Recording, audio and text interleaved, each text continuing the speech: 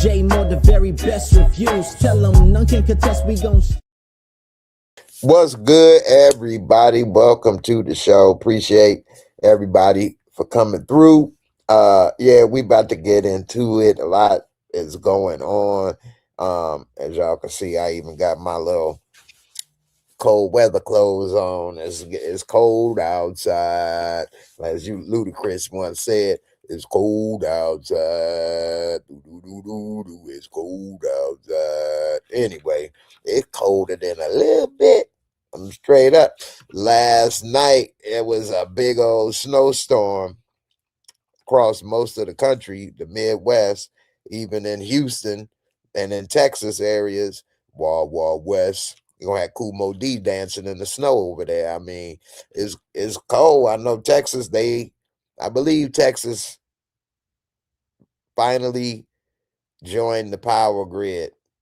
Because I know Texas used to be on their own power grid, but I think Texas is now part of the major grid, which I'm sure they need because the last time it got cold in parts of Texas, they had some issues. They had Fred Cruz, he bounced. But a lot of people in Texas are not prepared for this type of cold weather. And so I think a lot of power outages, and a lot of people may have lost their life and food, all kind of stuff. It was really, really kind of messed up. So not that everybody else is having a great old time. Some of the reports that I've seen is that it's already around 20 to 30 people may have lost their life because of this cold weather. So be careful out there. And also be careful if you're going to shovel some snow. The thing is, it's not that so much, I guess, that people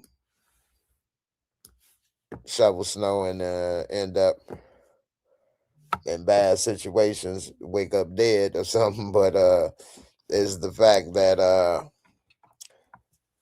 a lot of people start shoveling snow and things, and they haven't probably exercised or did things in a while, and therefore, you can't just pop up, start shoveling snow and think it's all good. I'm over here trying to make sure a couple of these, I got a video. I had so much snow, I had to shovel snow myself today while I'm sitting here talking about it. But the thing is, I got a snow blower, and I did have somebody helping me. So I won't sit there and say I did it all myself, because that wouldn't be true. But I will show y'all, if this loads up, some of my snow shoveling experience. But the good thing is the snow blower really made a difference. And I bought that snow blower for $30 at a garage sale. And boy, oh boy, it might have been one of my best deals I ever had, because this little baby, what they call it, the Snow Devil is the name of it. It actually got the job done. So with that being said, I go to one of those, my first video that I share before we get into some heavier topics tonight. And man, it's wild out there. Let's see. Why would it? Snow Devil that. Now, of course, why is this rotated this way? I don't know why this is filming this way. Hold on. What in the world? Let me see. There's always something with this stuff. All right. Let's see. Why is this? Google Chrome.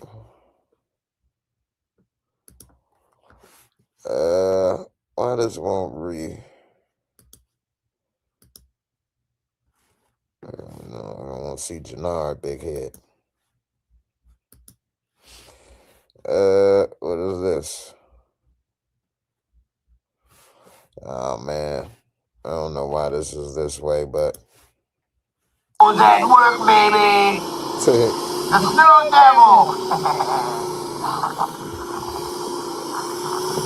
the problem with it is that it's electric, so you got to have a cord, and then it's not the widest path, but you get the job done. Let's see. I don't know why this thing is.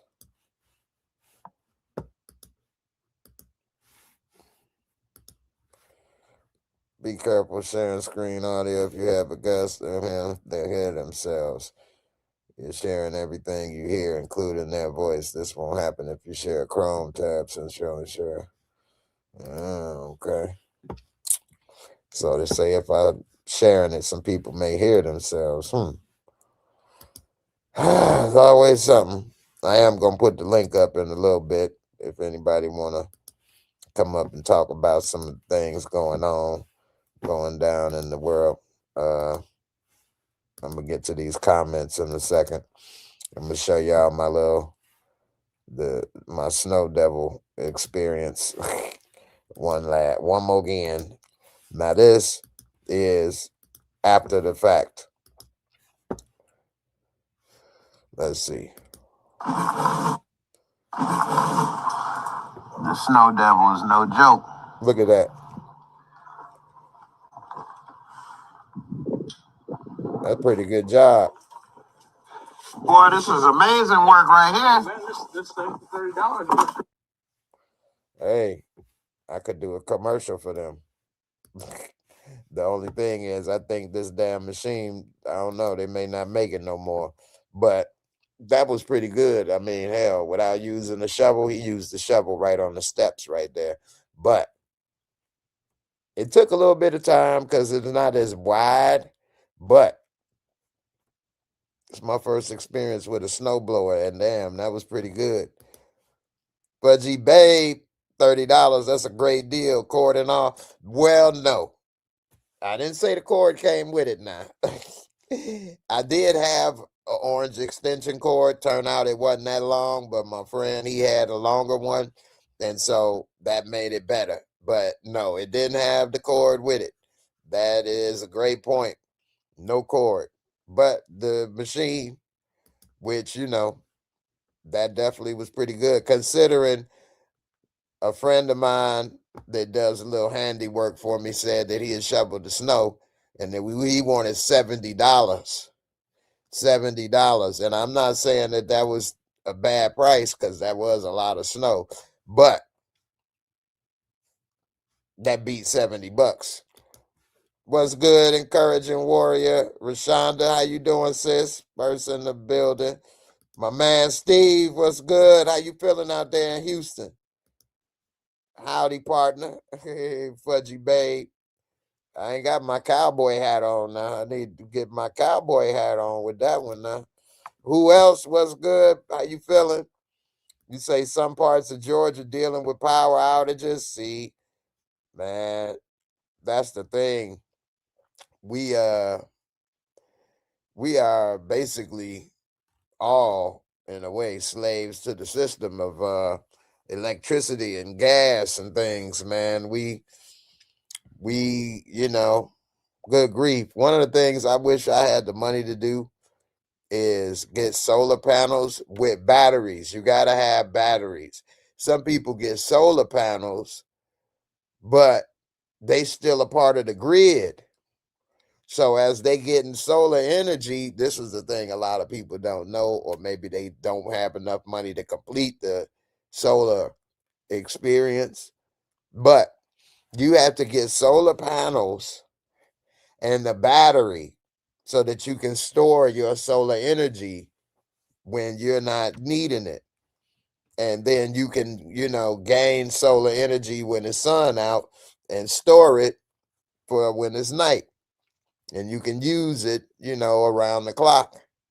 But if you are still attached to the grid, they'll take your surplus energy, barely give you any money back for it, and still you'll get a bill every month. Like if you get solar panels and then you get a bill every month, what's the point?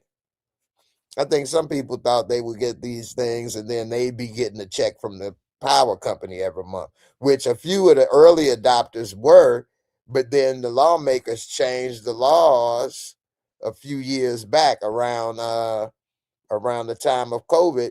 They changed the laws where they don't have to pay as much, and pretty much it's a scam if you stay on the grid and you bought solar panels. So the only way now for solar panels to work, which I think is the best way anyway, is you need batteries and then get off the grid. Because why pay an electricity bill if you can get your own electricity and store it, you know? Anyway, I'm not able to do none of that. So I guess, it is what it is. Steve, you say it's freezing in Texas. You up under the heater? You up under the heater? You up under the heater? I know you is. You probably ain't used to that, Steve. You ain't used to no 20 degrees, huh? Down in Houston. But does it snow in Houston every year? I don't know. Or does it pretty much don't snow in Houston? I know in Austin, Texas, it was pretty hot. Usually. I don't think they snow in Austin, Texas too much. So Austin, Texas, my experience when I went to Texas, I don't want to diss a whole state, especially one as big as Texas. I'll say Austin, Texas, because that's the only place I really spent enough time. It wasn't all that to me. It wasn't the worst, but I don't know. Maybe I'm older. Maybe my situation and things is so what it is, but I don't know. Couple things like a barbecue all the time, but then again, I'm sure if I was there long enough or meet the right people, they'd show me it's other things other than barbecue stuff all the time and Mexican food. But it seemed like a lot of that. I mean, I did go to like Fogo de Chao and some other places. So, of course, they got other things and regular stuff like you see at other places. But I don't know, man. It didn't inspire me to want to come back. I'll say that. I'm not in a hurry to go back, unless, I was paid or some reason. But other than that, I probably won't go back. So, but I am going to Panama next month. Pew, pew, pew, pew. So, I already got my tickets and everything, man. It's been since the year 2000. So that's what, 26 years. Wow, man. 26 years. That's a long time. Encourage your warrior, you get a tax credit for solar panels and cars. Thank me later. Well, you used to. Your boy, your president, I think he ended it last year. That's why Elon Musk and everybody was all up in arms, because you don't get that tax credit when you buy an EV anymore. And you don't get all that stuff. So now people got to pay full price for electric vehicles, and the prices, the sales are going down. And also, I believe you don't get a tax credit for solar panels anymore. That's what Joe Biden was putting in, and he rolled it all back. No more solar panel, no more, what do you call it, windmills. Windmills, I hate windmills. But see, you got to give it to Trump, man. He never forgets anybody that went against him. And one of the reasons he hate windmills is because he was trying to put a golf course up in Ireland, I believe, and there was windmills and things, and they wouldn't. It was a big beef about that stuff. Something with the golf courses, windmills. Y'all can look it up. But yeah, man, he ain't forget. I never forget. You got me wanting to look up this dang on tax credit. Let me see. Sizzler location. We going Sizzler. We going Sizzler. My dang on computer. I got too many damn tabs open. Let's see.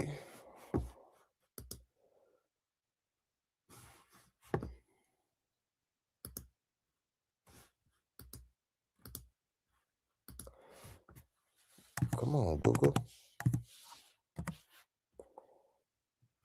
I keep saying Safari can't open the page. What? Let's see.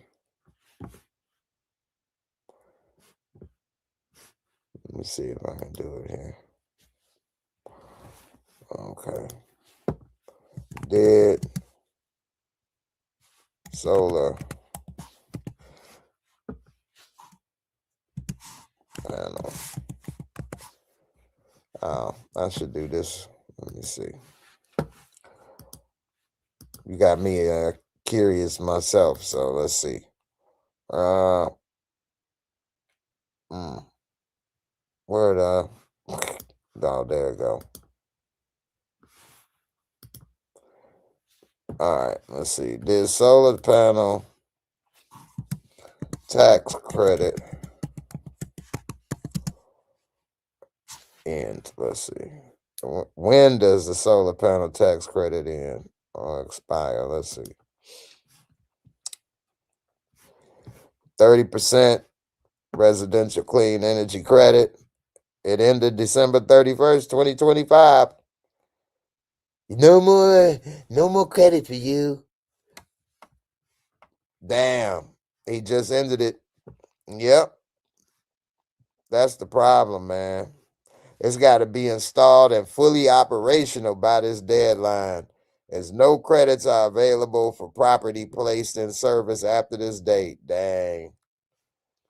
That's the end of the 30% credit for installations. Wow. As of right now, there is no extension, making 2026 and beyond ineligible under current law. Ain't that something? Ain't that about a blip? They don't want you to be able to get off the grid. They want everybody to stay debt slaves. Oh, you gonna what? What you think you smart? What you think you gonna what? Have some old electricity that you get from the sun for free? You ain't gonna pay me? No. Heck to the no. You paying me, bruh. Especially since they really about to stick it to everybody with these data centers. They ain't about to let nobody get out of here without no skin in the game. Let's see. What about the EV?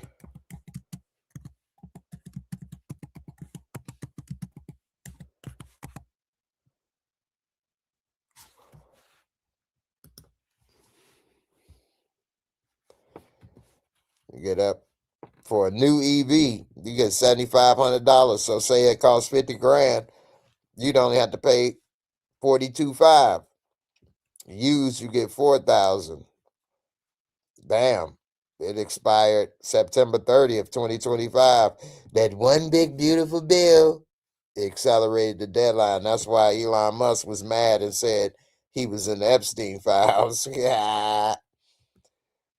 See, EV sales surge in U.S. ahead of the September 30th tax. So a lot of them people that was buying them bought them before September 30th.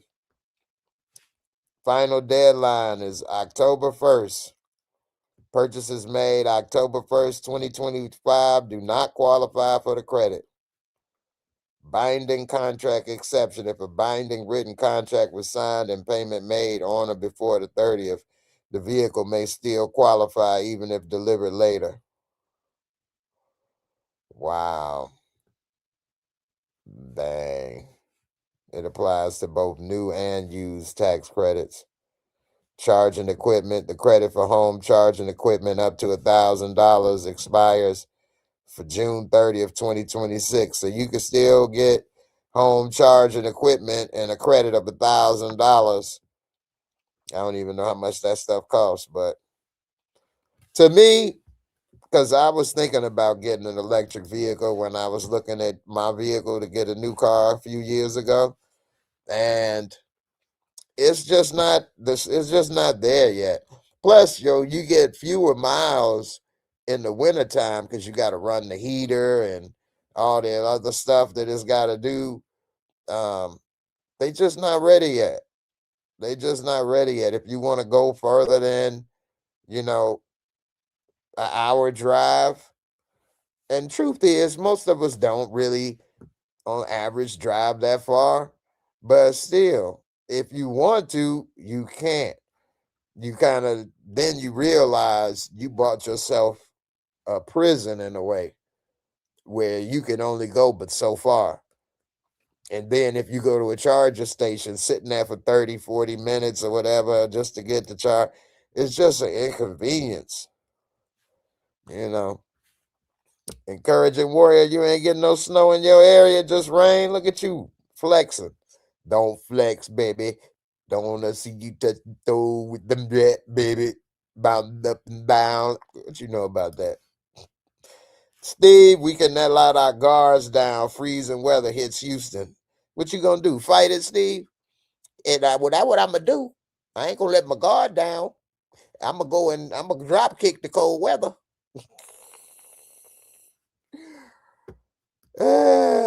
I'm put this link in if anybody want to come up and talk. I got a few stories I'm gonna put up, and I'm gonna talk about dating and all kind of stuff. What's going on with people dating, man? Men and women, and how we're treating each other is oh my goodness. Wow. You say that ain't that ain't your boy, Trumpty Dumpty. Steve, you say Houston road closures, latest on icy road bridges that are still unsafe money. Unsafe money or Monday? Hey, man, I'm gonna be honest, I ain't went nowhere in the last couple days. I ain't left the home when I'm supposed to be out there trying to slide out. So you're gonna have to get some of this Italian fiesta. Heck yeah. What's good, mama? How you feeling? Fiesta. How you doing, bro? I'm doing good. I see. Hold on, I hear my echo. I saw they said this earlier. Yeah, I'm bit flexing right now. Like I look, I feel sorry for the rest of the people out there that got to deal with this snow and all that. But see, this is part of the reason why I left Jersey, because it was just terrible. I just got tired of being a captive in my own home for 2 weeks because snow is like up to the cars and you can't go outside. And then you got to be taking chances riding out on them slippery, sliding roads. I look, I'm tired of doing that. No, Like, I done messed up with this audio thing somehow. what you do, Jay? I pushed. It said something about shared audio from something I did before, and I done the audio. Steve might not want to come on tonight. I saw his comment earlier. Yeah, I'm sure. The heat Yeah, I'm shouting you out, Steve. Oh man, I can't believe this. But yeah, man, look, I already had my history with Donald Trump because, like I said, I used to live in Jersey, and he came down there, you know what I'm saying, back in the 80s and stuff when he built them casinos. He built, yeah, the Taj Mahal, the Trump Plaza, the Trump Marina. You know what I'm saying? He was big. And he went ahead and used all them construction workers that came from all out of town. And as soon as they got finished building them damn going to casinos, he went ahead and cut their contracts and didn't pay nobody. All of them were stranded, homeless, and most of them had to wind up going to the local shelters, and they was already occupied as it is. What? Yes, man. Like Trump is, that man is dirty, man. I've heard of him doing that with construction and stuff. I didn't know it was that bad though. He don't like paying people, man. He do not like paying people. Then on top of that, after the casino started struggling and stuff like that, then all of a sudden he want to make us put a statement out talking about, oh, I want the casinos to take my name off of the buildings because, you know, they're not a good representation of my name and all this. I'm like, trust you of all people got a nerve to be talking about representation. Wow. Wow. That's crazy. Cause I ain't gonna lie, back in the day in the 80s when Mike Tyson was coming down there fighting and stuff, like it used to be a big thing down there. It used to be a lot of money being made that back in the day. Shout out to who else was the song Don't Flex. Who else over here get receipts? You say, hey, you like Camp Hard. I'm gonna have to put that on my playlist. Oh man, the whole album, Don't Flex, man, bring back memories in my lifetime. I know, right? That's hip hop. You know what I'm saying? This stuff nowadays, I can't get jiggy with that stuff. I can't get jiggy with this. Can't get jiggy with this. That was funny. We got my man Steve. Hey. What's up, man. It's really bad echo with you, Steve. Yeah, man, because I'm up under the heater. The hill. What, Sugar Hill? Sugar Hill. He said heater, but this echo. I got it messed up tonight, y'all. Good grief. I put on all this echo cancellation. I'm trying to find the thing on screen that me. Let me turn that off, Steve. It still ain't no better. But when oh my God, this driving crazy. I can't find the tab that what I was doing in the first place. Hold on. Let me see. All right. So if I mute you while I'm talking, then if I mute other people, it'll be all right. All right. But I gotta stop when you is talking. Okay, we got the protocol now. I ain't want to laugh.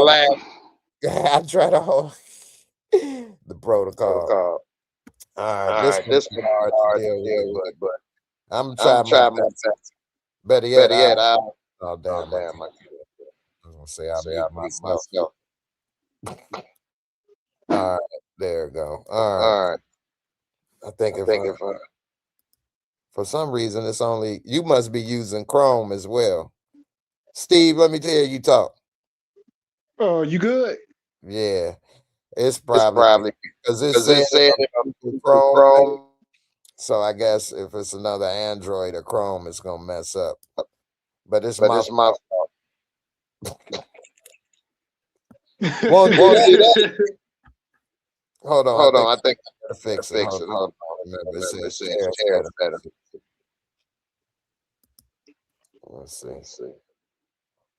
Also share tab. There we go.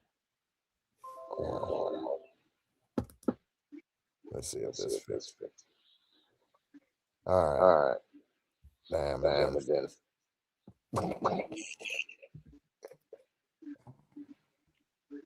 Okay. Oh, damn.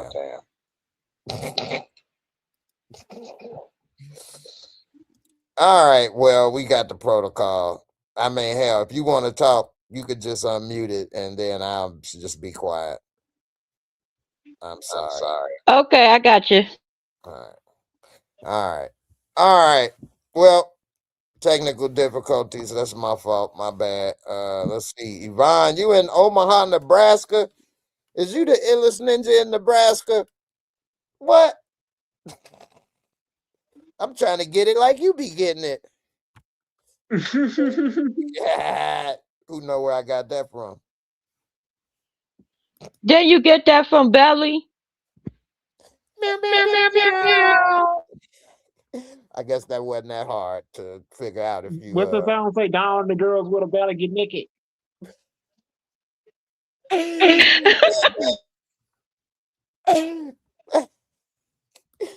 You can laugh on here, man. I messed it up with the mic thing, but he said he broke out the P Valley. Nah, she down in Down the in the No, I meant Belly like the DMX and Nas movie back in the day. that might that be a might little be a old, little old, Steve. Steve. How old are you, Steven? 32. 32. Oh yeah, yeah, yeah, yeah. That mean That thing, because because that that came came out in out in 2000. 2000. So that mean that was 26 years ago. Wow. So he was 6 years old when Belly came out. Wow. It's like, oh, Belly. He just got out of the belly. I know, right? Speaking of a little belly, somebody just got out the belly. I don't know if this is real or not, but it was kind of, I don't know, cool and cute in a little way. I'm gonna share this video since we talking about music. Oh, let's say failed not to hold on. Let me see if I can get this to work. It says this a video of Tupac, and he was walking down the street, and then he let me see if I can copy this, put it on another way. And then he see a little person, and he like, oh man, I'm scared of you, man. Look at him, he's serious as can be. Let me show y'all who he talking about. Let's see.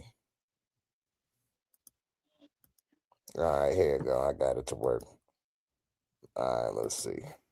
Let me share this. This actually, if it ain't AI, this is kind of cool. All right, let's see. Chrome tab. There you go. This is supposed to be Tupac. It's a also share tab audio.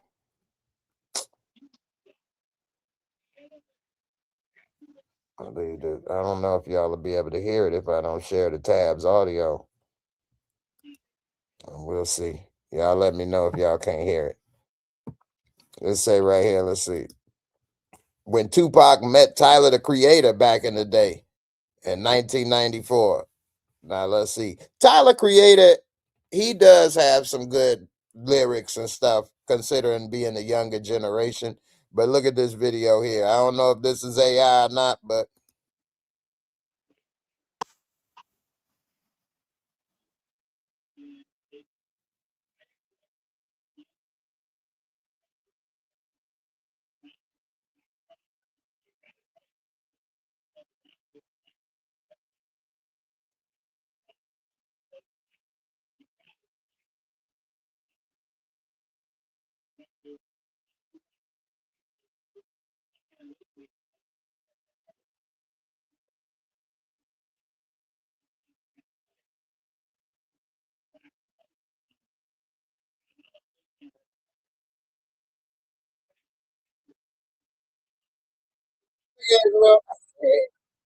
his little body standing like a little old man. Could y'all hear Y'all that hear video? that video?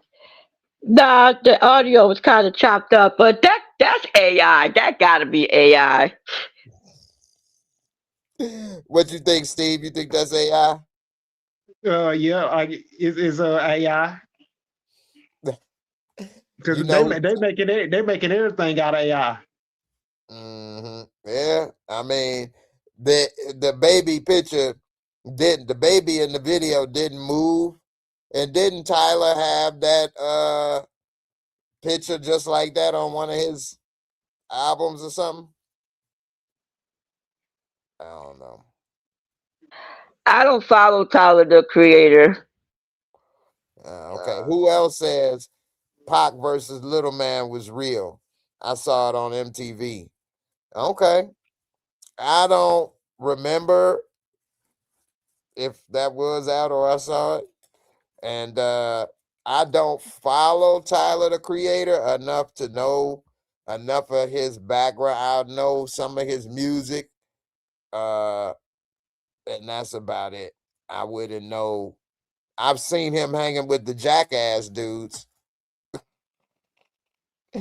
That kind of actually put me on to him first. Like, who is this dude with these jackass people? So what I know, right? Yvonne say Tyler the Creator is Rainbow Flag with Jaden Smith. That's what I heard. That's what I heard too. Yeah, that's what I heard too. But also, and this is what I actually saw with my own two eyes. So I ain't even gonna go into the heard category. Did you all see Gerard Carmichael's show? Is damn, what the hell was that? I only saw a couple episodes. It's whatever it was, his show or documentary or whatever, where he wearing that white jock strap on the cover. It just, oh my goodness gracious. Oh my goodness gracious, man. I'm sounding like them. Oh my goodness gracious. Let me tell you something, man. In that show, Tyler Creator is one of Gerard Carmichael's friends in real life. And in one of the episodes, I'm about to pull this up so y'all can see that this ain't even nobody's say, like, this is real. In one of the episodes, Gerard Carmichael is like in a dark room with Tyler the Creator, and they like, it's like he trying to hit on him. And then he literally tells him like he love him and got feelings for him. This with Gerard telling him, and Tyler like, what you mean, bro? He kind of played it off like he don't feel the same way about him and stuff. And Gerard Carmichael, his face and his actions, it looked exactly like when I've broken up with a female. Or like, so, I mean, it looked like he got broken up with. I don't know, man. It looked like he set it up for them to come out of the closet together type stuff. And he like rejected it, and he looked like so hurt. As if like, how you gonna do me like this after all we've been through? I mean, it looked identical to that to me. The way he acted, the way he felt, Gerard Carmichael towards Tyler, and the way Tyler acted towards him, it's like a dude trying to be like, you tripping. Like, what is, I mean, oh man. I'm pulling it up. That was, And it's kind of hard to fake feelings like that. man, for real. Like, ain't no way. Not no two guys, not no two men talking like that with each other. Yes. I never had that conversation with any of my friends before. They never was talking to me like, how could you? Really? Hey man, what the hell is your problem, man? But it's even worse because he literally was coming on to him, and Tyler rejected him, and he was looking like, how could you, like, on that? Not like, you know, play. It was like they had some type of something, man. And first of all, that show, how you gonna be with this show? All he doing is having sex with this white dude that he in love with and kissing him and wearing this jock strap and stuff. And oh man, you do whatever you want to do in life, but I just don't think everything need to be in everybody's face or their business. If that's how you want to live your life, do mind your business. Do you? Why you Yeah, but gotta? if you mind your business, you live long. And on top of that, I don't appreciate, society basically like trying to force feed us this type of quote unquote agenda.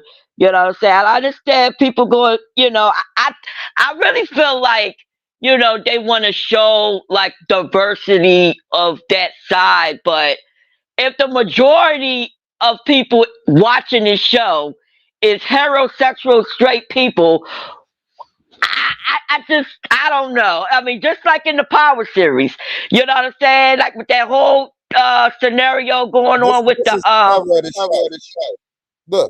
Look, that's how they advertise this show. See what I'm saying? Come on, man. Is that a jock strap or what? It looks like you got a sock in there. Come on I now, didn't just look keep that it shit hard. 100. That looked I'm like gonna a take straight your up hundred. sock. I don't even want to look and see if it's a sock or Ladies, and put it in the comments. How many of y'all think it's a sock he got up in his underwear, in his drawers? Put a sock in the comments. You said a Like, I sock. don't understand. Like, I mean, just keep it 100. Oh, there it go. They just showed the scene with him and Tyler too. That's him with his dad. And this was the thing with this show. To me, it seemed like he was embarrassing everybody. He was embarrassing his dad. He was like trying to shame everybody who wasn't there for him or support him. And this is boyfriend right here. And I mean, oh my goodness. His mother, he really gets on his mother because she believe in Jesus and she against all of this. So it really makes it seem like she's wrong and God is wrong and all that. And then his dad. And then it's, I mean, come on, man. That's my thought. I only saw about 3 episodes. It was about 7 or 8. Yeah, they about to show him. Tyler was there. Go laugh off some of this stuff. Again, it could because Gerard is a man, and men are usually aggressive. So even though he may still be going after who he wants, and maybe Tyler was turning it down. Who knows? I don't know. The guy got the camera on his bad face. What did he do? He said something like, "Yeah, I'm gay," or "I do this or that," and then they put the camera in his dad's face for him to what? What you mean? Gonna say, but the dad played it cool. He ain't say much to do this or that, but I don't know, man. Speaking about Gerard, did you look at that video that the actor that played Gerard on Power, his I think it was like his audition video? Tyler, is what audition video? He played Yeah. Gerard on Power. The guy that played Gerard on Power Force, Diamond's brother. You talking about Isaac? Oh yeah, Jannard. Jannard. Yes, yes. He got an audition video out on YouTube. I guess this was his audition video on how he got picked to be on the show. And he really did a real good job. Like, he made me actually believe like he was actually drinking a beer or smoking a cigarette, and then he acted like he was doing some coke. I was like, damn, they really make him go through all that. Yeah. I should have. Well, when we did our table read for the episodes, we did it all on video. We weren't there in person, but yeah, you'd be like, "Come on, give me some of that."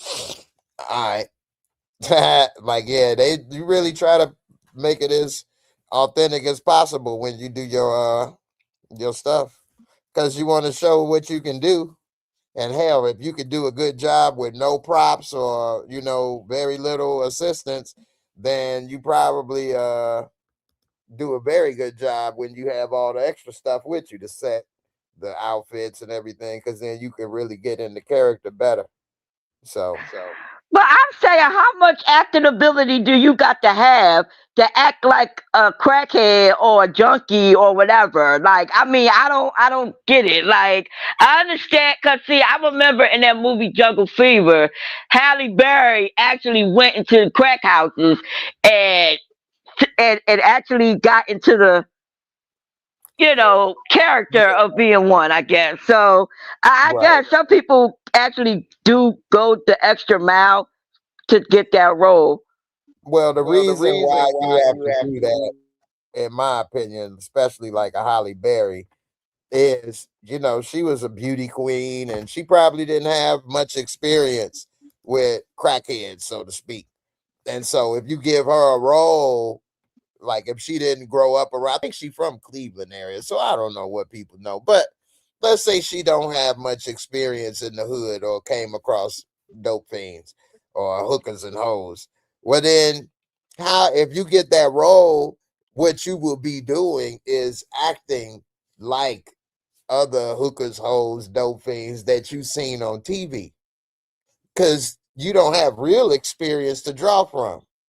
So sometimes they like to go and see what it's really like so that they can actually have real experience to draw from and then do their, portrayal based off of that real experience versus that. Like if they wanted me to play a role of the Mexican gangster in prison, well, I'm not gonna go shadow a Mexican gangster in prison. So I'm like doing my idea of that, whereas, but I got also other ideas of real people and different things that may have happened or I did or whatever the case.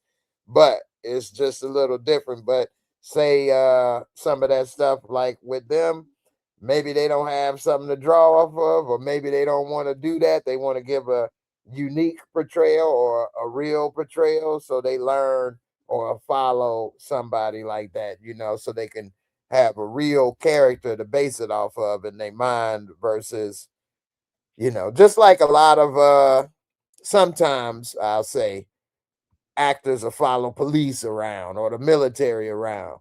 Because then if you don't and you go and just do that role thinking you're going to do like other things, it's always somebody that's been in the military, been in the streets, been a hooker or something, whatever, that'll be like, that ain't real. We wouldn't do that. That ain't how it go. We would never say that. We would never do that.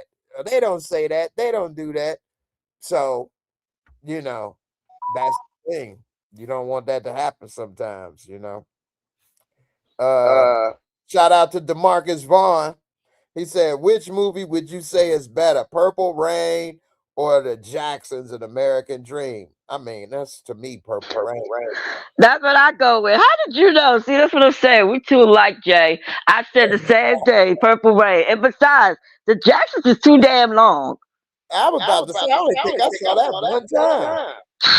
What's That movie is Prince a song? classic, to be honest. What's that Prince song? Purple Rain, Purple Rain. I know y'all heard that.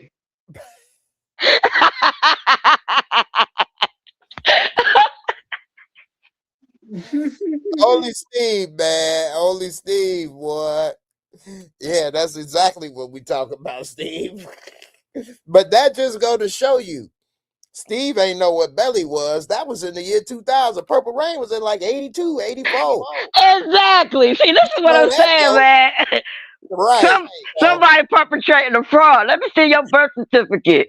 Let me see your birth certificate. I know, right? Steve, Yeah, because if you Purple don't have Rain, it ain't no belly. But, yeah, man, because if you don't have no your birth certificate, man, you would be stuck like Chuck. Where you at? Stuck like Chuck. Yeah, see, the problem with that, I don't think that's a good comparison, Purple Rain and the Jacksons, because Purple Rain was a big cult classic. I get it, it's Michael Jackson and Prince comparison, but was Michael Jackson, he wasn't even in the Jacksons. If you were to put a comparison to me, I would say Purple Rain or Moonwalker. Do you remember Moonwalker? Yeah, I remember Moonwalker. I think it had Joe Pesci in it, right? Yeah, it did. Yeah. And he had okay. Woo! Ooh! I ain't gonna lie, like I was a big Michael Jackson fan back in the day, man. You couldn't tell me nothing about Michael Jackson. Yeah. I had the beaded jacket, I had the penny loafers. I wanted a beaded jacket. I couldn't get one. My mama wouldn't buy it. It was expensive. Man, I had us wearing a Michael Jackson glove in school. What you say, Steve? I said they had us wearing a Michael Jackson glove in school. Get out of here. I had a jerry curl too. I did have an S curl. I wanted the Jerry, but my parents wouldn't let me, thankfully. But I did have an S curl, little pomade, some Duke. That's what. See what happened? No. Yeah, you should have never got that Supergirl. I know, right? I was doing a Pepsi commercial, and that was all. That was on that movie, Low Down Dirty Shame. He was like, when you go to the beauty supply store, don't go get me Supergirl. You see what it did to my hair. I like that guy. You know he died. Who? The guy that played the gay guy in Low Down Dirty Shame. I don't know what you talking about. Let me see what you talking about. You better have to pull that up. I know everybody know what I'm talking about. The guy that played the gay guy, the one talking about Bernard. I can't put the face on it.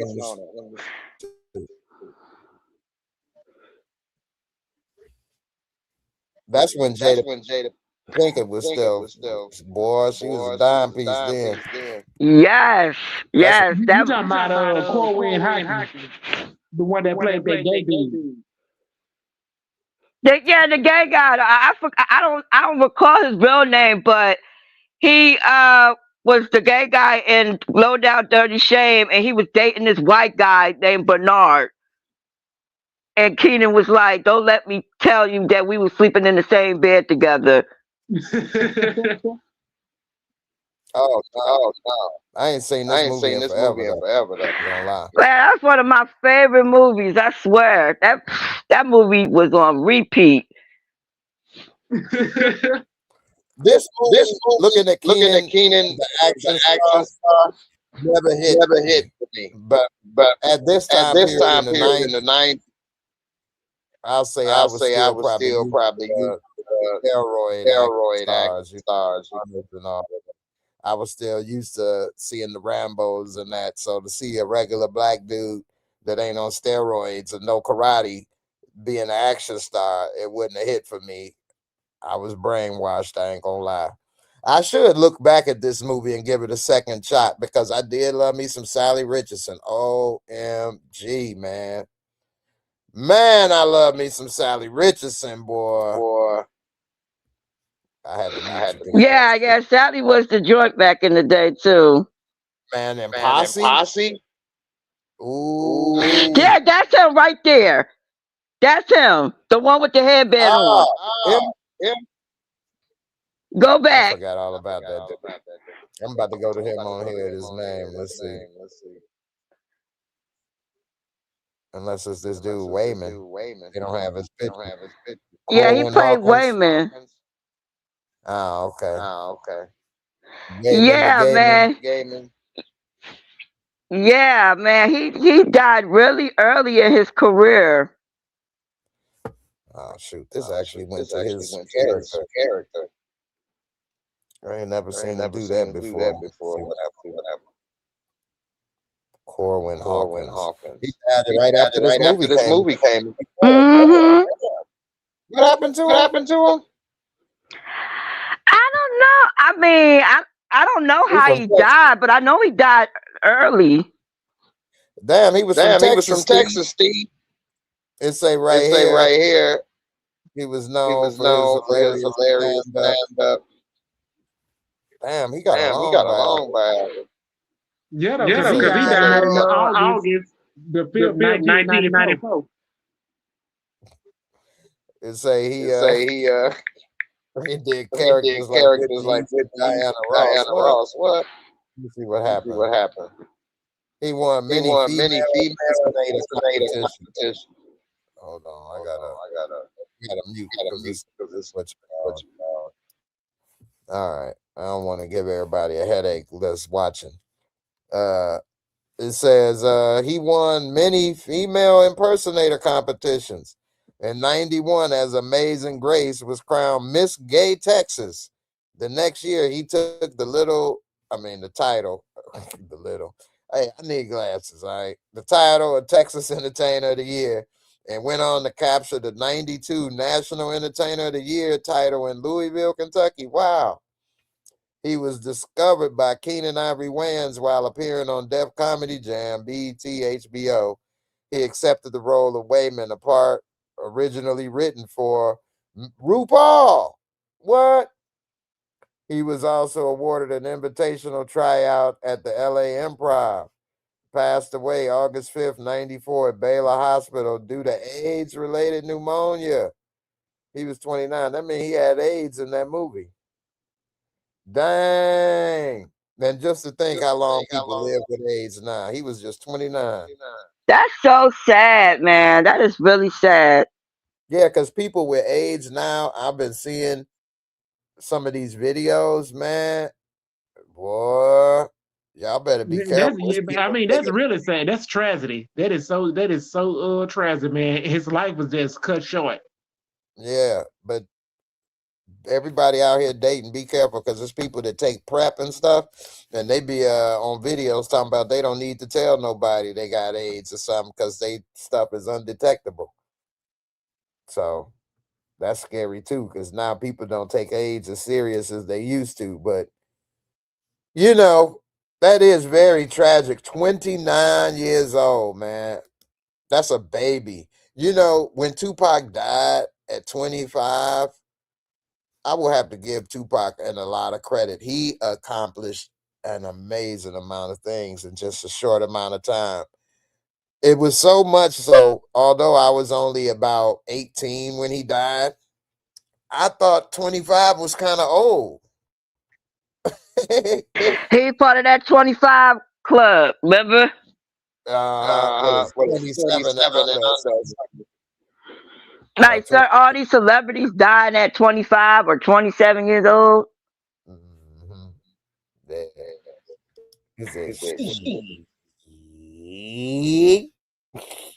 Yeah, man.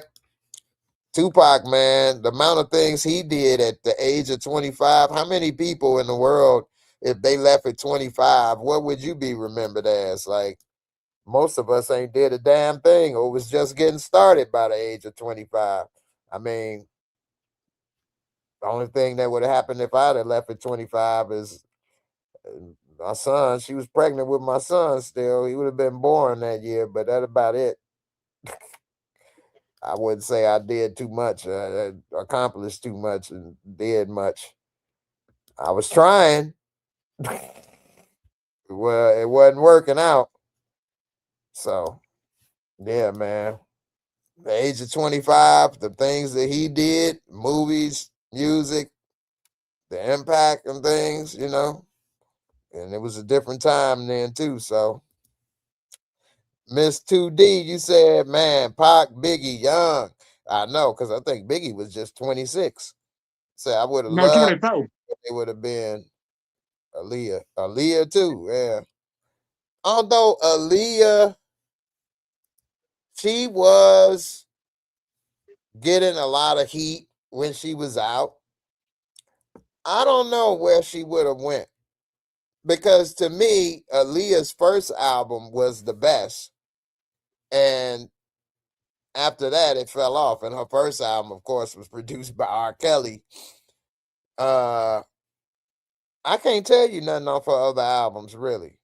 She did the Romeo Must Die thing.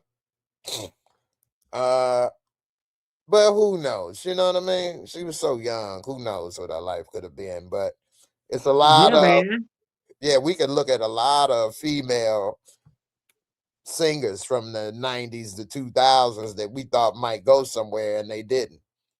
Well, I would have thought, like, if Aaliyah would have still been alive, I think she would have been like Rihanna. You know what I'm saying? She would have never been in too much of the music, because, you know, she would have gotten too more into the fashion, because she was more into like modeling, and she did the thing with Tommy Hilfiger. She was So doing the movies too. movies, yeah. I mean, I saw the Queen of the Damn movie. I mean, That sucked. yeah, I'm just gonna admit, yes, it wasn't that great. I mean, she could have got something better, but I Yeah. understand everybody got to start somewhere. Like, remember Beyonce when she was in that Austin Power movie? Oh my God! Well, And her that, role sucked, but Austin Powers was good. But her role sucked horribly. and then remember that other movie she was in, Obsessed, with Idris Elba. I think that was better for her, although I only saw it once. I think that was better than Austin Powers. I only saw it once, so I can't really go deep on that. I could barely remember it, but she was paying like his wife or something, right? Yeah, and there's some white secretary was stalking her husband. Right, right. Did she have to fight her at the end or something? Yeah, they had to duke it out. I'm like, man, Yeah. Beyonce, you ain't really about that life, man. You ain't got no hands, man. The only thing I remember that may have made that not seem so bad for me is she was still young, in her 20s, I think. So I give any black woman in their 20s a go against another white Yeah, woman. and she started out with Destiny's Child. With Callie and Michelle, she started out with them. Uh, we, I remember it was one interview where they was having with Beyonce, and she admitted that she doesn't really know how to cook very well in the kitchen, but she said she got a little bit more better with time. But I'm like, damn, you from Texas? Some girls supposed to know how to cook. I know, but I've seen some videos of Beyonce. They've had her singing and stuff since she was like in 8th grade or something. Because I saw she won some award in like 8th grade, and she was like, "I love you, Houston." I'm like, damn, she been doing this like her whole life. She like a female Michael Jackson, damn near. She been doing Yeah, this her whole life. yeah, that's true. But at the same time, like, isn't it like certain like things that a woman should know how to do? You know what I'm saying on her own. I mean, I agree, but I mean, plus she married to Jay-Z. I know sometimes he want a home cooked meal sometimes. You know what I'm saying? I mean, even though he got money, but still, like, I well, don't that's know. the thing. So once you get so much money, I mean, unless you grew up on your mama's cooking and it's something, a recipe that you want, that's a family recipe, the chances are you're not gonna cook better than a chef. You're not. And then why would you want to? Unless you love to cook, or like I say, it's something that you grew up doing, or it's instilled with you, or it's your mama recipe. But if you could have a chef cook stuff for you all the time, you don't have to do nothing. You don't have to clean it up. You don't have to do nothing. Who would be like, no, no, no, I'm gonna cook this? Like, again, if it's something I like to cook, grew up, and it's the way I like to make it, that's different. But like I was saying, she been doing this at least since damn near 8th grade. So Yeah, so she been like pampered to all her life. basically, and then if you see Tina Knowles, I don't know, she seemed like a diva too. She probably wasn't sitting there sweating in the kitchen all day. But again, I don't want to make assumptions, but you know, What you talking about, her mama? yeah. Oh God! And you know she was in a relationship, well, married to that guy, that actor. What? Yeah, some actor. She was married to. I forgot his freaking name, man. Hold on, I gotta see who she was married to. And then when like they got divorced, she had they had made it in the contract talking about he wasn't allowed to talk about her daughter, Jay-Z, nobody. Well, if you work for me, you ain't about to be writing a tell-all book either. Whatever it is, you may be making up stuff using my name or whatever. Okay, I got his name. His name is Richard Lawson. That's who Beyonce mom was married to. I don't know who that is. Richard Lawson. I could look Uh, it up. But um, he was in the Poltergeist. He was in For Color Girls. he black? Yeah, he black. Huh. Now you got me wanting to look it up. I remember him in For Color Girls because I remember Loretta Devine was in that movie, and he played that guy that kept coming in and out of her life and stuff. And I don't know if you saw For Color Girls with Tyler Perry, but that was a good movie. The real tearjerker. I know. No, I ain't seen it. But that's exactly the first thing to come up for too. For Color Girls. Let's see.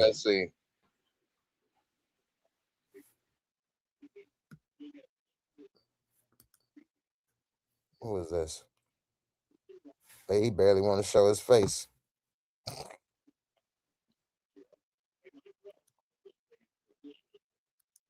What the heck? This dude? Yeah, that's him.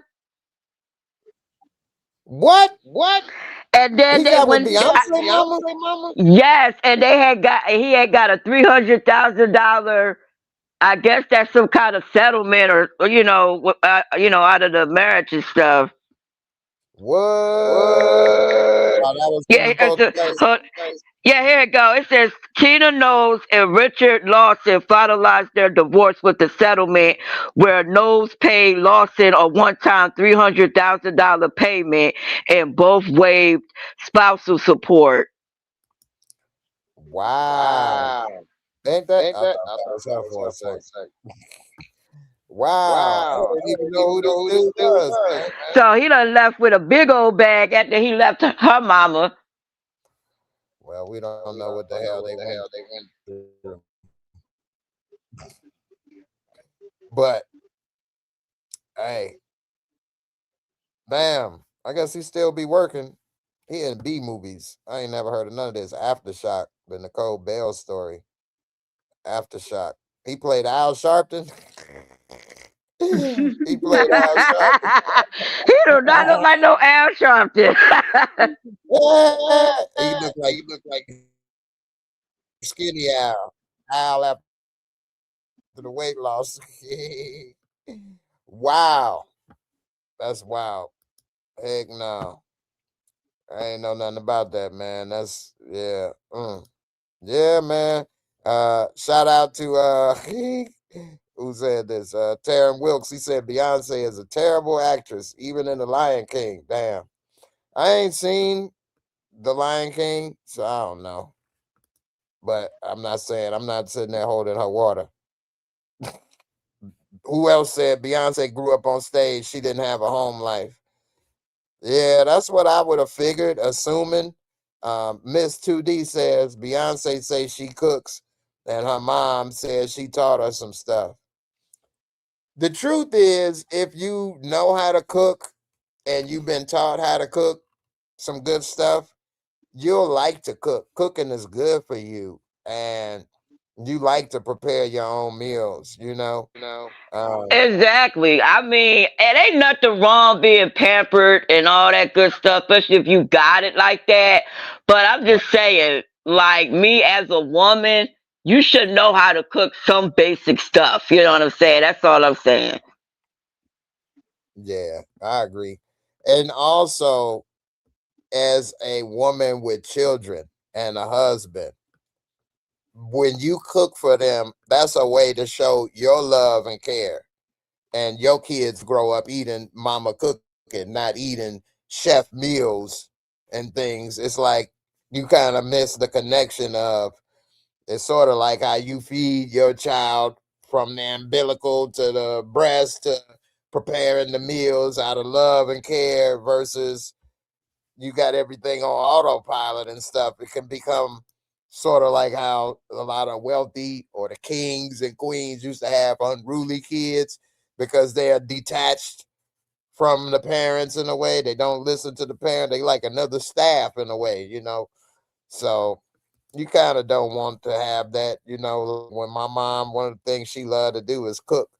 And that's her way of showing she trying to help and care for me. It bothers me because she's gonna be 89 years old. She still be trying to cook for me. So it make me kind of be like, Mom, don't do that. This, but she won't stop because she want to try to cook and show me something, give me something, do this, because try to show she care. So, feeding somebody and cooking for them is the best way to show you care about somebody other than like sex, which you can't have sex with everybody. So that's why you would like, hey, come and share this meal with me. Hey, come and eat this. Let me prepare this meal for you. Come on, I'm going to cook dinner for you. Like, I'm going to put something in your belly and make you feel good that I made for you. We kind of lost that whole meaning. Just like what Thanksgiving about. They shared the food with them other than killing them. Hey Jay, I'm looking at that one comment talking about they got cooks like the cook, aka Chef Chief, that Chef Stefan Diggs choked out. Why did he choke out his chef? That's what I'm trying. Like, what he was? He put pork in his food. Well, since I got experience with people working for me, and they home health aides, not personal cooks, so that's the big difference. But I don't do that as much no more because it make you want to choke somebody out. But I wouldn't do that because I don't want to have a case or go to jail. But here's the deal, man. In my experience, and I don't know enough about this to really get to it, and you would think it'd be different if you got a personal chef because you at least probably paying them $50,000 to $100,000 a year in between there. Whereas the people that was helping me was getting $10 to $15 an hour, so that's a big difference. But people, man, I've had people bring me spoiled food, or they get smart. I've had people say, I'd say, here, I want you to bake this chicken. Well, I don't have to make it the way you want. Like, yeah, you do. What the hell wrong with you? But you just gonna make me eat your fried ass food or something? Or, I'm not saying, I'm hoping that he not going through this. But my point being, sometimes when you have people in your house, this is the key. When people are in your house working for you, the lines get blurred about this a job in a workplace. They get comfortable. And sometimes it could be difficult getting people to do something or work for you or whatever, or they not realizing you work for me. I've had people say, well, I ain't about to do that, or I'll do it tomorrow, or I don't feel like it, or this or that. Like, what the hell? Let me go back at UPS, and they tell me go unload that truck. I don't feel like it. I'll do it tomorrow. Hey, man, get your ass out of here. Like, but when you at somebody's house, that's the type of stuff they say and do. And what, I'm wrong if I say, no, I want it today. Well, why? I don't feel like I'll do it tomorrow. What's the big deal? What you tripping? You do it. I mean, people can have some lip on them. It can drive you crazy in my experience. But me, I told their ass to get the stepping, and I fire them. You fired. I do it. You fired. Get out of here. No, I don't say you fired, but I tell them, get the hell out of here. I don't give a damn if they keep you or not. You ain't bringing your ass back over here. That's all I give a damn about. Hey, you gonna be somebody else's problem. So, I don't know why he would do that, because you will get a lawsuit or all kind of other problems. So if I was him, I'd have just told him, get the stepping, get the hell out of my house, you fired. And that's it. I might have stiffed him on the bill, maybe. That would have hurt him worse than the choke out. You can't make that car pay. Your car got repo. Oh, sorry. I bet you that hurt more than this little choking that chicken. But nah, man. The best way to hurt somebody as an adult is them pockets. Why you think the police write you up with a ticket? Now you got to pay for some stuff. That hurt. What if they whoop you or something? Yeah, that hurt, but then you can get up and go drive off.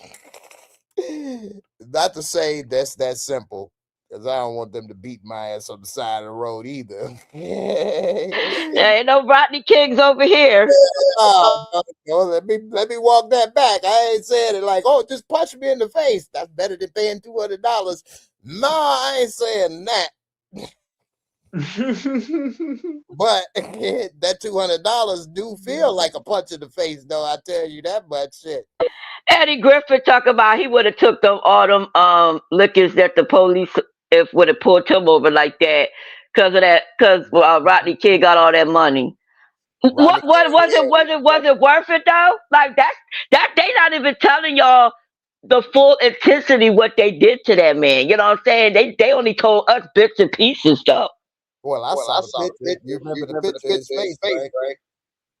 Yeah, but they were saying that they when they took him back to the police station, they had beat him some up. They sodomized. Oh no, that wasn't Rodney King. That was the guy in New York. Oh, that was the other guy? Yeah, they did that Because to I know that. it was 2 different cases similar like that. If they did that to Rodney King as well, he should have got more money. It's a shame Rodney King died at a young age still too, but he did have problems with alcohol and drug abuse, but and then having that money and then people take advantage. It's a sad story of Rodney King. I should do a little documentary on Rodney King, but Yeah, you should, because a lot of people don't really know about the full intensity of Rodney King. They just know of the incident, but they didn't really know like the, him as the man, Rodney King. Amadou Diallo, that's his name. I remember that now that she put it there. Shout out to Miss 2D. That's who the police used the plunger on. He was the Haitian in New York. They messed him up. Damn, that's sad. You know, that goes back to a different kind of hatred that goes to like a fear. That goes to like why they would castrate black men or do this. First of all, I could really be mad at you and want to beat your ass, but pull down your pants, open your booty cheeks and stuck. I ain't never been that damn mad at somebody. What the hell? Exactly. That's like some too deep shit. Man, for real, I ain't never been that mad that I'm about to pull your pants down and spread your cheeks. I'm not touching your booty cheeks.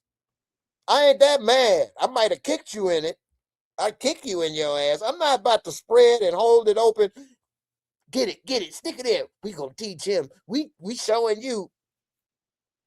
What? And you can imagine the smell. Like who's doing all this? Is just pure D torture and evilness. Okay, to be doing that.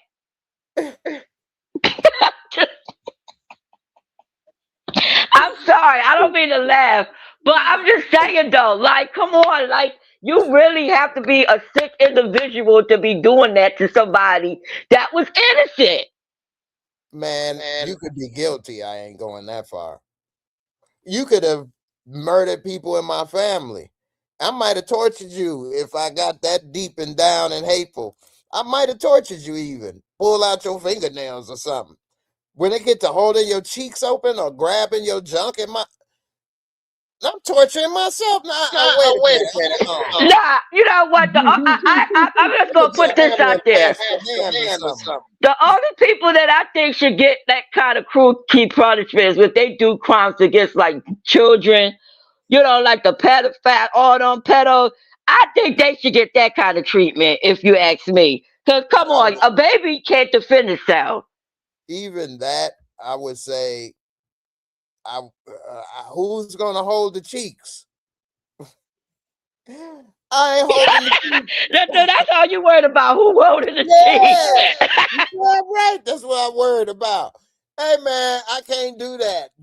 That's a torture nobody would ever get from me. You may get your wee chopped off, but again, how is that gonna happen? Who gonna hold the junk? I guess you're gonna have to get a designated cheek holder. Get the designated cheek holder. They're like, I want to apply for that application. Gerard Carmichael, I could do it. I'm a cheek holder. Get it. I'll probably put some jelly or some oh, honey, what that guy said on the Boondocks. They about to be victims. They probably just as bad, the applicants for that job. I don't know, man. I couldn't. Oh man, it's just when you get to another man. I wouldn't do that to a woman. It ain't even about a man. I wouldn't be holding a woman's cheeks, although I wouldn't have a problem touching her cheeks. I still would hold it open and have somebody shut. That is on a whole nother level. Man, you can thank Sexy Red for that, because ever since she made that song, everybody been over here talking about that.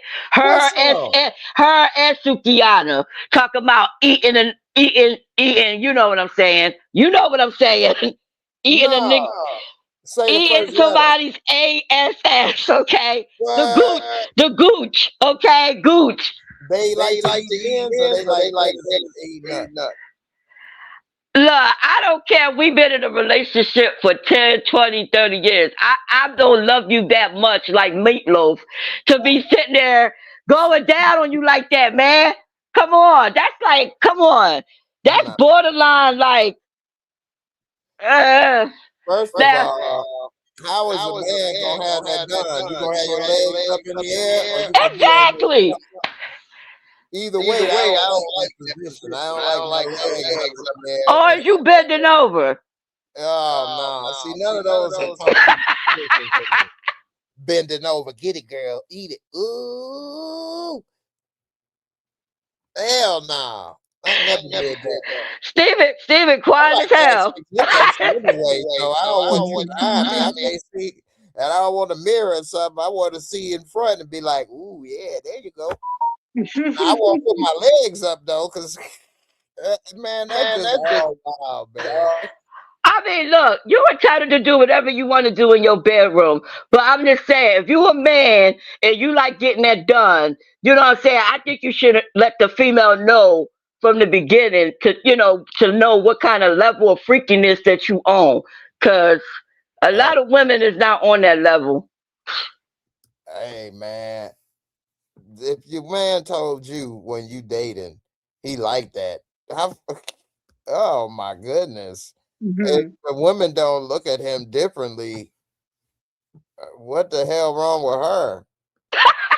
and then you got to sit there and clean the area very well. So that means you got to sit something up there to like dush it, to clean that out. Like, who doing all that? Yeah, man. Man, that's crazy. Speaking of that, here goes something that was wild. It stopped echoing for a while too. It started coming back. All right. This video is a teenager, and he came to this white lady. This is so weird. And it says share audio. I'm gonna try it again. Let's see. He came up to this older white lady and assaulted her by grinding on this elderly woman. Look at this. Brushing her backside several times and groping her. Say 13-year-old boy. Damn. This thing right here. He was 13, and he approached the 78-year-old Jan Fletcher, pretending to ask for directions to a park and asking if she was alone before stepping behind her and assaulting her. Started grinding on her.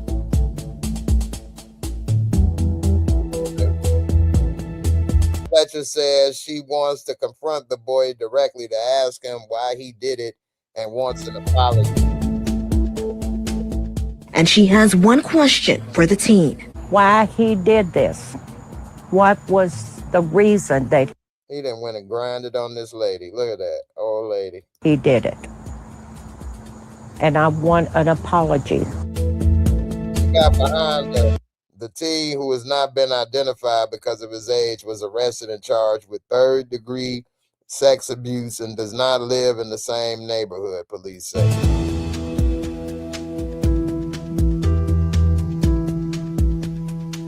The Louisville Metro Police announcement was met with the community prayer.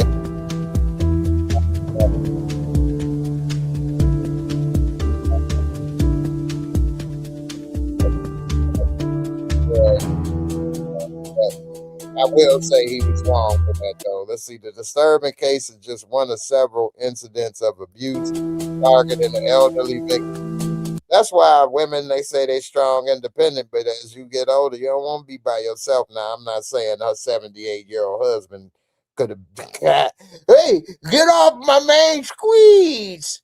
I'm not saying that might have made a difference. Well, how old was this boy? 13? Yeah. Yeah, CPS definitely needs to be involved, because where is he getting this kind of like behavior from, to be doing that and feel that emboldened to walk up to a 78-year-old lady and be grinding on her like he Pretty Ricky somebody. Grind on me. Pretty Rick. Yeah, man. Problem is Damn, man, I put that damn audio thing and it's messing up. But the problem is, man, it's a few problems, and I don't know them all. But for one, he should know better. He grew up in this surveillance state, and he's still doing stuff, not realizing he on camera. So that's a big mistake. And then I don't know what's going on with boys and girls these young ages. Because at 13, yeah, you want to be grinding on a girl and stuff. I don't know what's going on with girls his age. Is it hard to meet them? Do they not go out? Are y'all not going roller skating or something? Probably not. None of the above. I don't know. Or how we don't know he been getting abused. You know what I'm saying? Like I'm telling you, the rabbit hole goes deep when it's situations like that, and we don't know what that boy's seen or what he been experiencing at home, and it's just learned behavior. Just like with Michael Jackson when he was younger, you know what I'm saying? He used to see his brothers and them be sneaking girls in and having sex, and you know what I'm saying? And then he growing and getting beat up, getting beat like that by his parents. Yeah, you know what I'm saying? And I'm like, we don't know per se that, he did what he did with them allegedly with them young boys or whatever. But come on, we can see, like, come on, you supposed to be that boy's parents. Why are you taking your child over a grown person's house by themselves? You know what I'm saying? I don't care how much money he gave me. You're not supposed to. With celebrity. You let all the rules and keep go out the window. Yeah, just like with the R. Kelly situation. You know what I'm saying? I mean, like, come on, why are you taking your 13, 14, 15-year-old daughter to a sexually explicit concert with a bunch of grown women, and he gonna be talking all this sex stuff on? Like, why are you taking your child there? I don't care if you And they introduced him backstage. Yeah, like I'm telling you, man. I'm telling you. I mean, at the end of the day, yeah, he a grown man. He's supposed to know what he's supposed to be doing. But come on, it takes two. Exactly. The parents grown too, so it applies to them. Now this story, wow. It's saying Brooklyn, a perv on a bike was caught on video groping an 88-year-old woman, causing her to fall and break her arm. This woman the same age as my mama. What the hell? That's an old lady. Hell no. I know, right? She done fell and broke her arm. What the hell? Look at this dude on the bike. He's squeezing her booty. And she turned around. She couldn't believe ain't nobody squeezed that ass in so long. She turned around and fell out on the floor. Damn. Why would you squeeze an old woman booty? I'm telling you, Steve, it's some spirits, man. The lust spirits. You ain't lying. We are in the country of lust, man. Everything about sex in this country. Sex. If you really step back and look, in a way, I think, man, that's probably what happened to me. Not that I was squeezing booty, old lady booty. But I was, not that I wanted to be sex crazed so much, but I like to think I was going to get married and things, but I don't know. Maybe not. I was thinking I would, but oh man. Maybe God sat me down and said, leave them girls alone. Who knows? Anyway, this right here. Trip to Target. In Long Island, this from your old school stomping grounds. A 72-year-old grandma was groped by a teen in Target and was absolutely furious about the alleged attack. They did it inside a Target. In Comac last Is this a TikTok challenge or something? What the November hell? turned into a terrifying ordeal. That's what really angers me. That how can I go into a public... She don't look like she in her 70s. I give her that, but still. And it's something that all of these are white women too. place like this and get molested? Well, you didn't get molested. It's a black guy going in these Walmarts and going in the shoe department section and was sitting there licking and touching women's feet. What? It said this abusive attacks a disturbing heartbreak reminder that our seniors deserve to feel safe in their own home. Me growing up, I never thought about doing something to a senior or old lady. That never crossed my mind. If anything, we would help them with their bag across the street or something. I wouldn't grab their booty. What the hell? How could you? What? How could you justify that? What would you felt good about? I grabbed that booty. It's an old lady. What you gonna start dating her? What are you doing? Gonna take it from her? What? I don't see where you go with that. What you gonna tell your friends? Man, I grinded on her, man. I almost got some, man. She gave me head or something. Like, what you? None of that happening. I mean, I don't get it. This is all And you think you touching ass, you really touching her damn depends. You ain't doing nothing but touching a saggy ass depends. That's all you doing. I know, right? That's crazy. Thinking her ass is fat. That ain't nothing but it depends. Oh my goodness gracious, man. All right, let's see. I got a couple other stories. I'm gonna get to what's going on in Minnesota too, man. That's wild. Before I do that though, this right here is a wild story. For some reason, none of these stories are opening when I just click it directly on this to go to Safari. I gotta copy them and then put them in my Chrome for some reason. But men get the main blame for abuse and all of that, which they do a lot of abuse, but they only do like 60% of the abuse, which leaves 4 out of 10 people being a woman.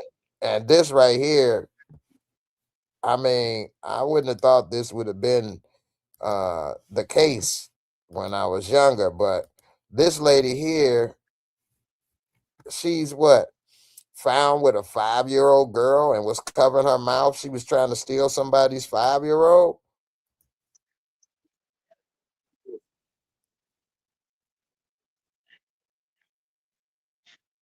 Suiton, booked on multiple charges. Police say the mother reported her daughter missing from the Rotary Park. The girl was found after about an hour. Police say Suiton was with the girl in a park bathroom. Her hand was covering the victim's mouth to prevent her from screaming for help. The girl, in the end, was not hurt. That's crazy. I had a client that was on the sex offenders list because he was in Target and did that. This is before I worked with him, but that's when I read that. I always kept an eye on him. He used to always want to go to the bathroom by himself at Walmart or something. I'd go in there and stand with him in the bathroom while he go in the store. I'd just stand by the sink or something because he went to a Target bathroom and grabbed the boy and covered the mouth and tried to pull him in the stall. And a stranger walked in and caught him. And he looked just like what you think they would look like. He was just younger, a little white guy. I mean, he looked just like it. But to see her, not to say she looked like she a cutie or something, but you wouldn't think of this type of person. I mean, I would think she probably a hooker or on drugs or something, but trying to kidnap kids, I wouldn't have thought that. But here's why I almost forgot the main reason I brought this up. I saved this because it's something I've been noticing the last few weeks that has really, really made me mad out in public, which is I've seen a lot of women, black and white. Now I'm only in Indianapolis with kids in public. I saw one going to Wingstop, a few at church, all kind of stuff.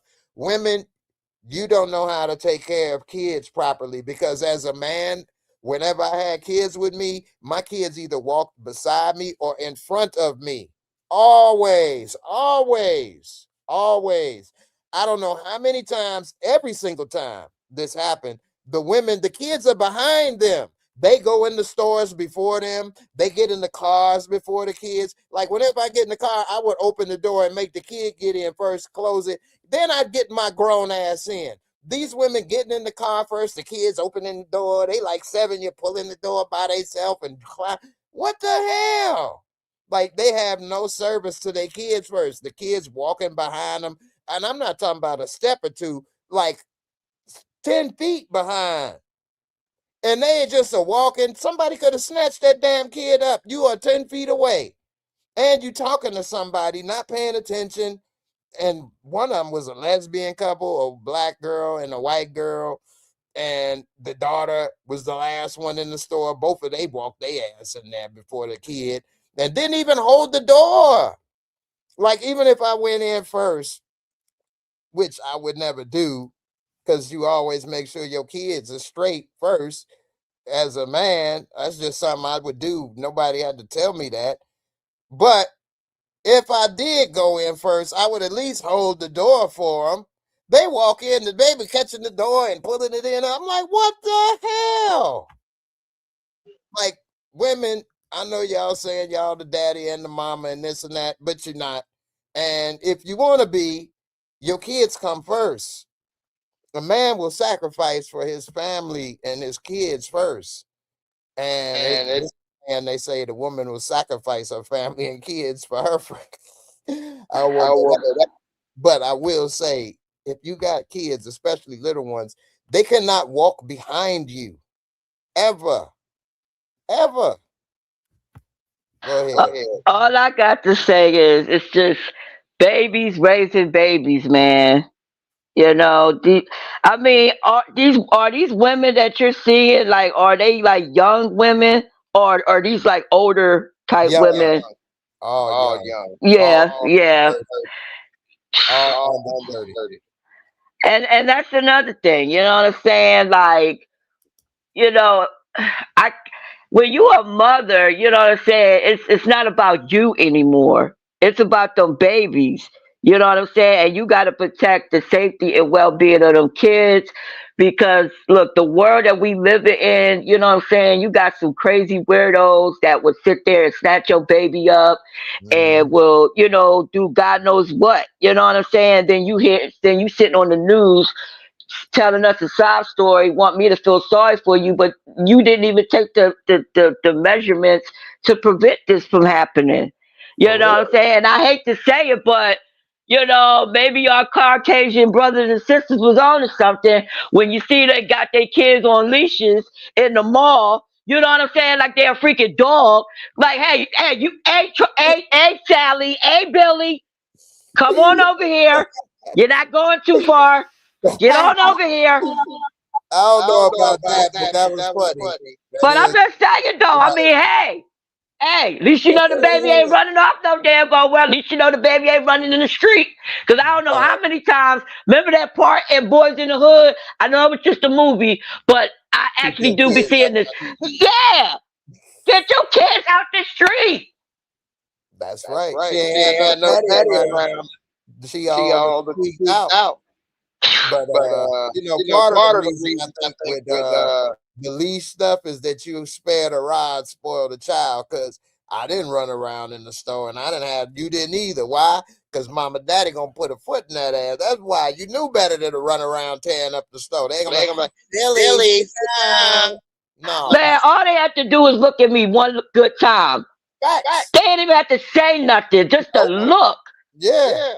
And I knew, I'm about to get beat. Let me stop. So, you know, that is true. But yeah, man. Let me see. Miss 2D, you say not me. I don't have kids, but I'm an early childhood educator and godmother. I know that's right. Yeah, man, it's wild out here. You say these people don't care and don't know about safety procedures and safeguarding. For real. That's the truth of the matter, man. And you can't tell nobody nothing either. That's the problem. If I would have rolled the window down and say, why don't you let your baby walk with you? Or let your baby in the store first? Shut your ass up. Who you up in here? Mind your business with your punk ass. And I'd roll my window back up. So, of course, I didn't say nothing. And yes, this is another thing. What up, Crafty? These babies don't wear hats, sweaters, socks, and it be damn cold outside. I'm telling you. Yes. Jackets was wide open, no hats. Yeah, it was cold, but the mama's jackets was closed. And also, the But the babies kids' don't look as clothes good. wasn't. Exactly, Steve. The babies don't look as good as the mamas. But let me tell you something. I never could go out looking better than my son. That would make me feel bad. So if I wanted to look good, he definitely got to look good. It was times where I couldn't get the new shoes I wanted, but because I had to get him some new shoes. Now it got to be a time where we both could get the shoes we wanted. But until that time, I didn't get the new shoes I wanted, and I had to get the shoes he needed because his feet was growing. So what? He gonna keep wearing dusty shoes while I got on the new Jordans? What is that? That's like women with the purses and all that, but they kids got, rainbow outfits and they got on all the expensive shit you can think of. Like, just like I've been seeing videos, which I really hate these videos, but they be talking about, I got my first child support check. Yeah, that's what he get. I've been waiting on this, that, and do like really? Talking about I gotta pay my rent. Or Jay, check this out. Or like if the mama got a babysitter or got somebody in the family to watch the baby, they give you the diaper bag and they got nothing but a pack of noodles in there with two diapers in there. I'm like, that ain't nothing. Like, you didn't even prepare for nothing for the baby. Like, since you're gonna be gone for how long? And they don't never come back on time. You know what I'm saying? It could even be worse too. For example, when my son was little and I'd take him over his mama house when we wasn't together no more, and I put the change of clothes and stuff in there. Every time I pick him back up, I drop him off on a Friday, pick him back up on a Sunday. They can't find none of the shit. None of the clothes is there. None of the stuff is there. It got to the point where I'm just giving away stuff. So it got to the point where I just had to drop him off with nothing. Otherwise, I won't get the bag back, the clothes, the supply, nothing. And one time, she couldn't even find one of his shoes. Damn, what happened to the shoe? It's a 2-bedroom apartment. What, you ain't in no man? Where's the boy's shoe? One of the shoes, it was some Jordan 3s I bought. You couldn't find the damn shoe. He had to get in the car with one shoe on. Got you looking all crazy out in these streets. Man, I couldn't believe this. How you can't, what?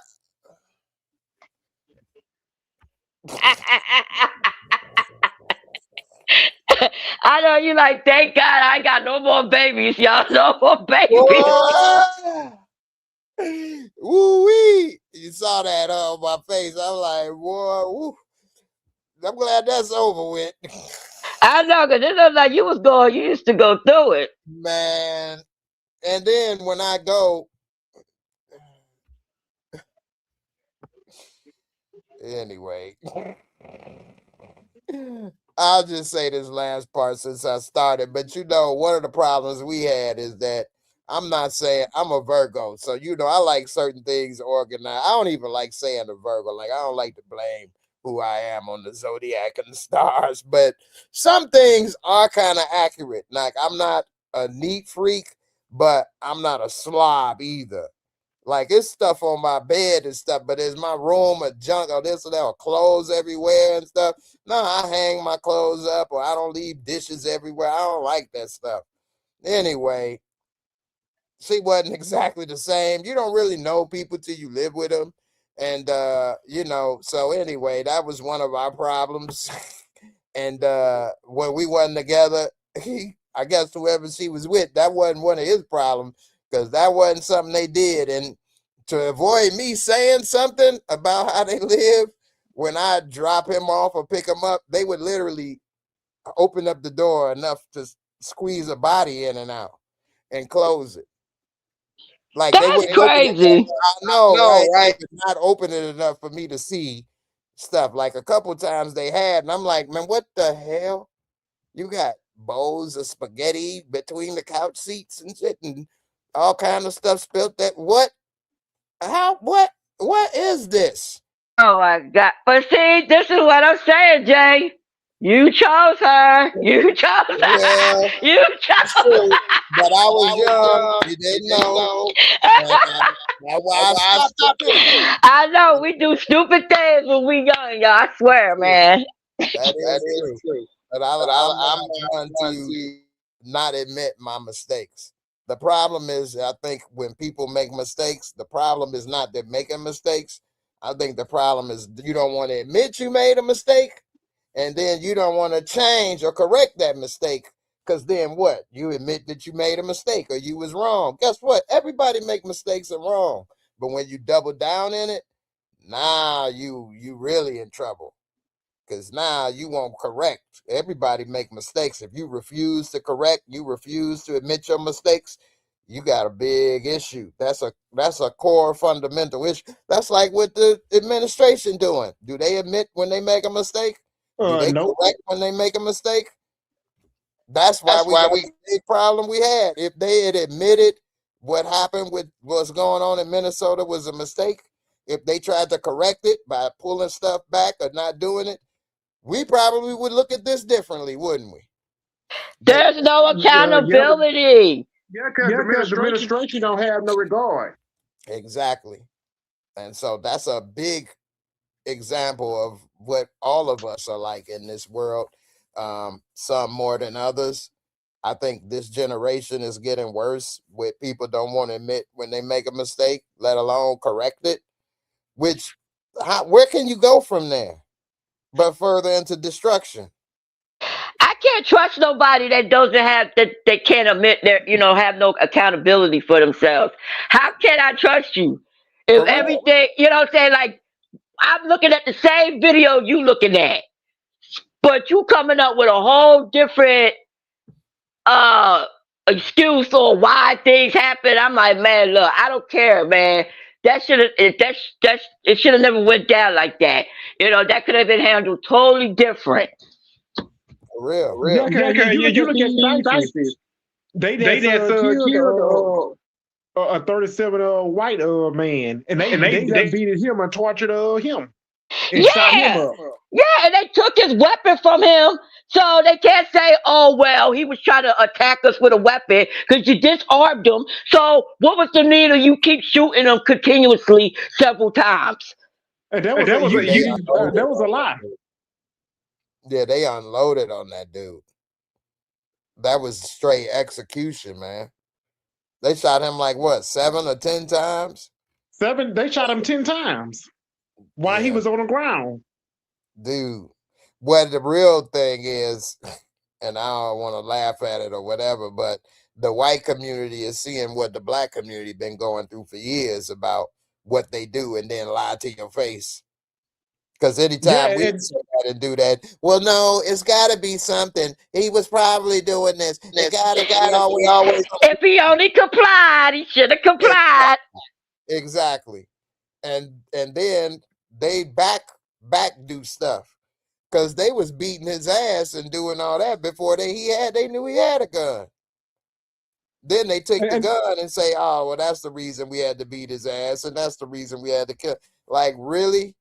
Because he was over there. He was over there recording in the beginning. He was sitting there recording them, and that's part of the reason why they got mad because they didn't want them recording them.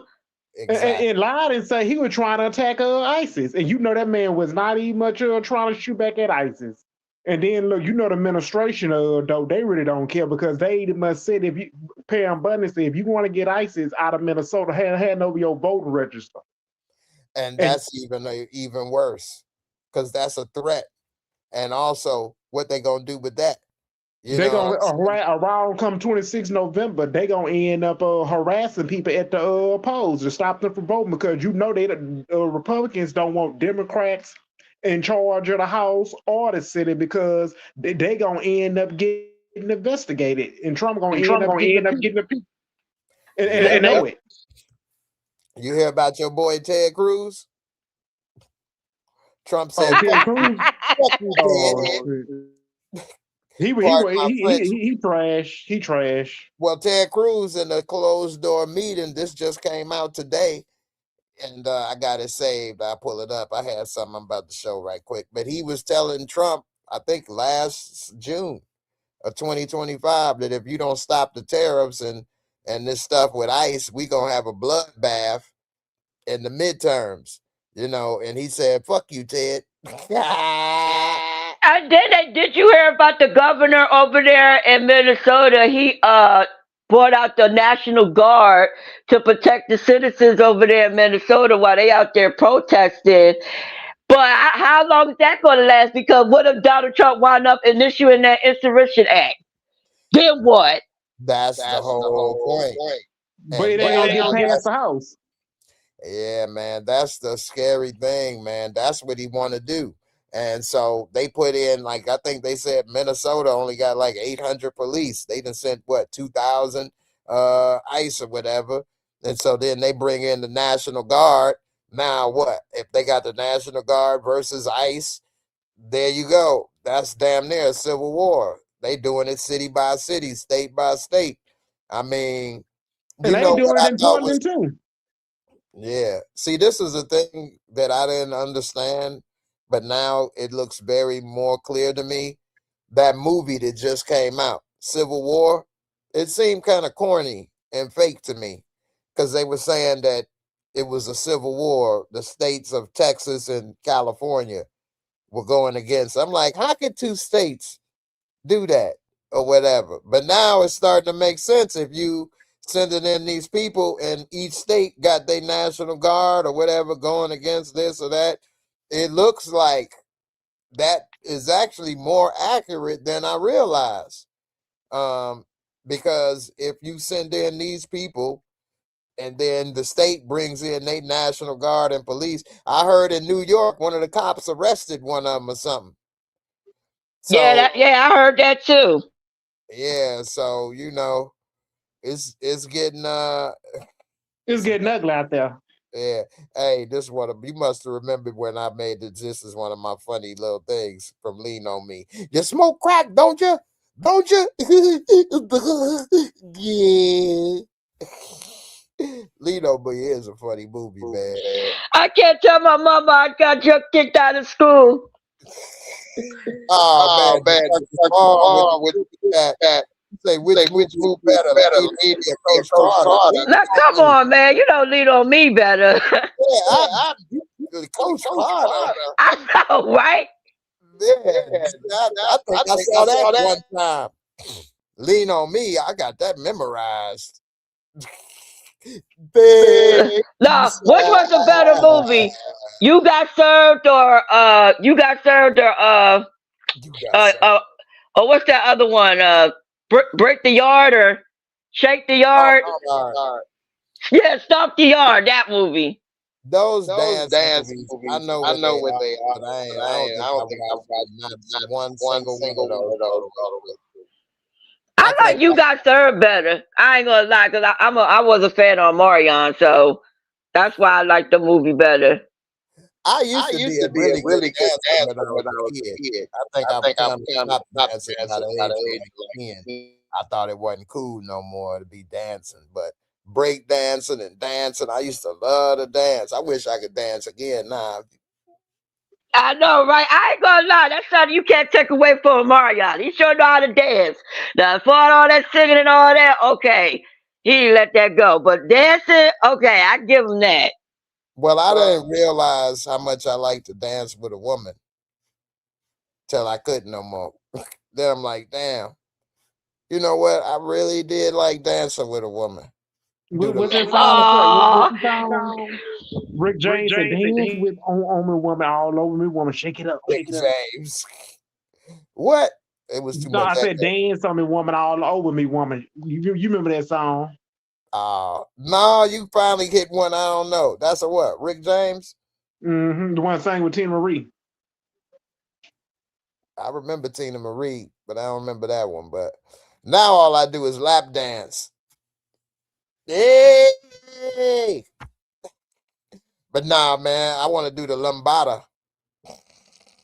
I like Drumline better. If I had to pick between Stomp the Yard and Drumline, yeah, Drumline was a little better. Yeah, and they killed Brown and jumped and stomped the yard.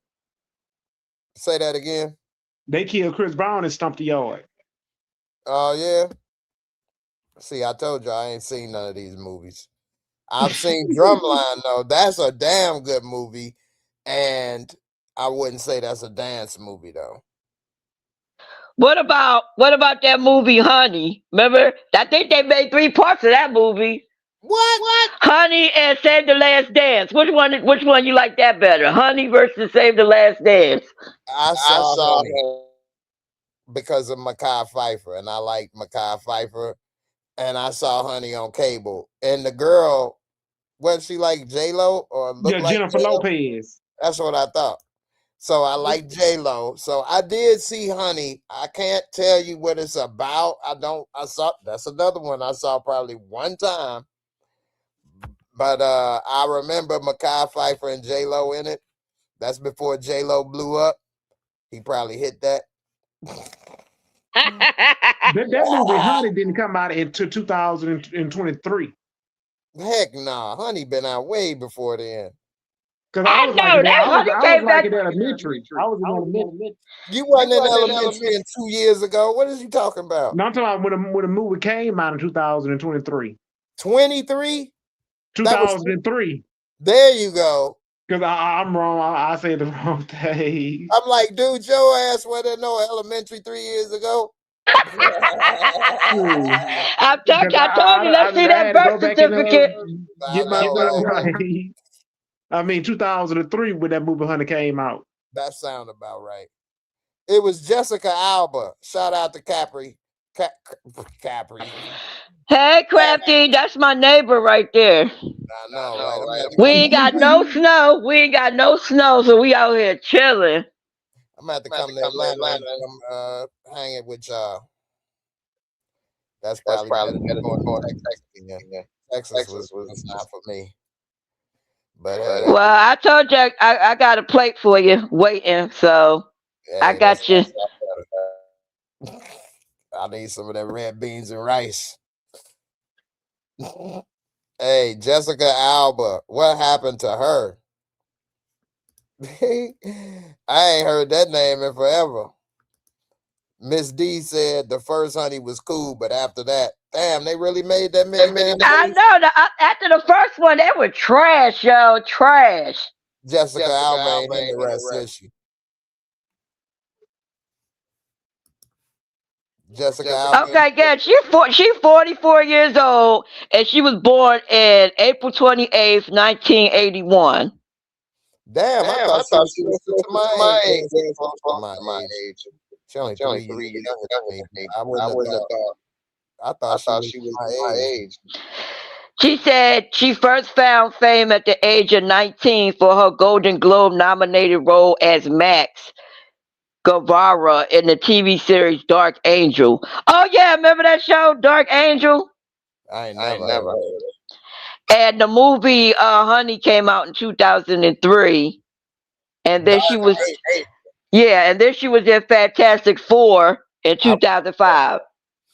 That's the last I remember her.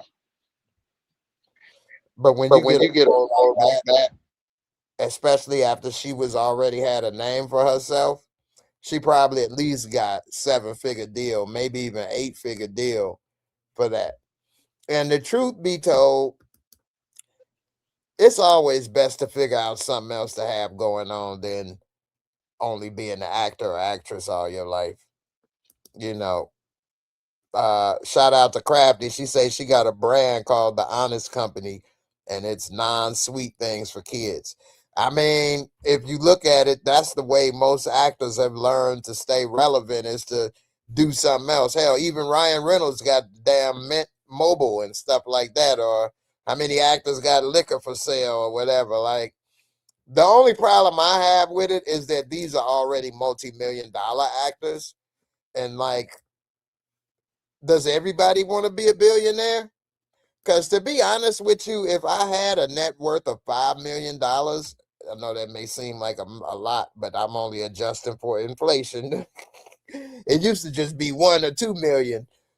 But I probably wouldn't do a lot of things no more. I might just live my life and just help and do things. And I don't get it. I'm not that greedy. Nah, I see yourself doing like something like 50 Cent and getting like your own production company or something like that. Yeah, but Yeah, but I wouldn't be. I would be doing that not to be rich though. I would be okay. I would be doing that to get out my ideas. You I know? mean, Spike Lee pretty rich, right? I mean, he got money. Yeah. Yeah, And he and he kind of kind don't of do don't. much. He ain't He trying ain't. to be a billionaire. Who knows what's going on with that a little bit, but I mean, Spike Lee at least got $50 million net worth though. He may be even worth $100 million. How much you think Spike Lee is worth? Let's take a guess. You think it's 50 or less? I'm thinking it's 100 because he did make a lot of good movies, though. But they didn't make a lot of money. Let's see. I would say not that they were bomb movies, but they weren't like Jurassic Park. You know what I'm saying? So I'm gonna say he worth 50 or less. You say above 50. You said 100. All right, Steve, what you think? How much money you think Spike Lee worth? 7,000. Ah, this Negro said $7,000. Spike Lee worse than me. My car worth $7,000.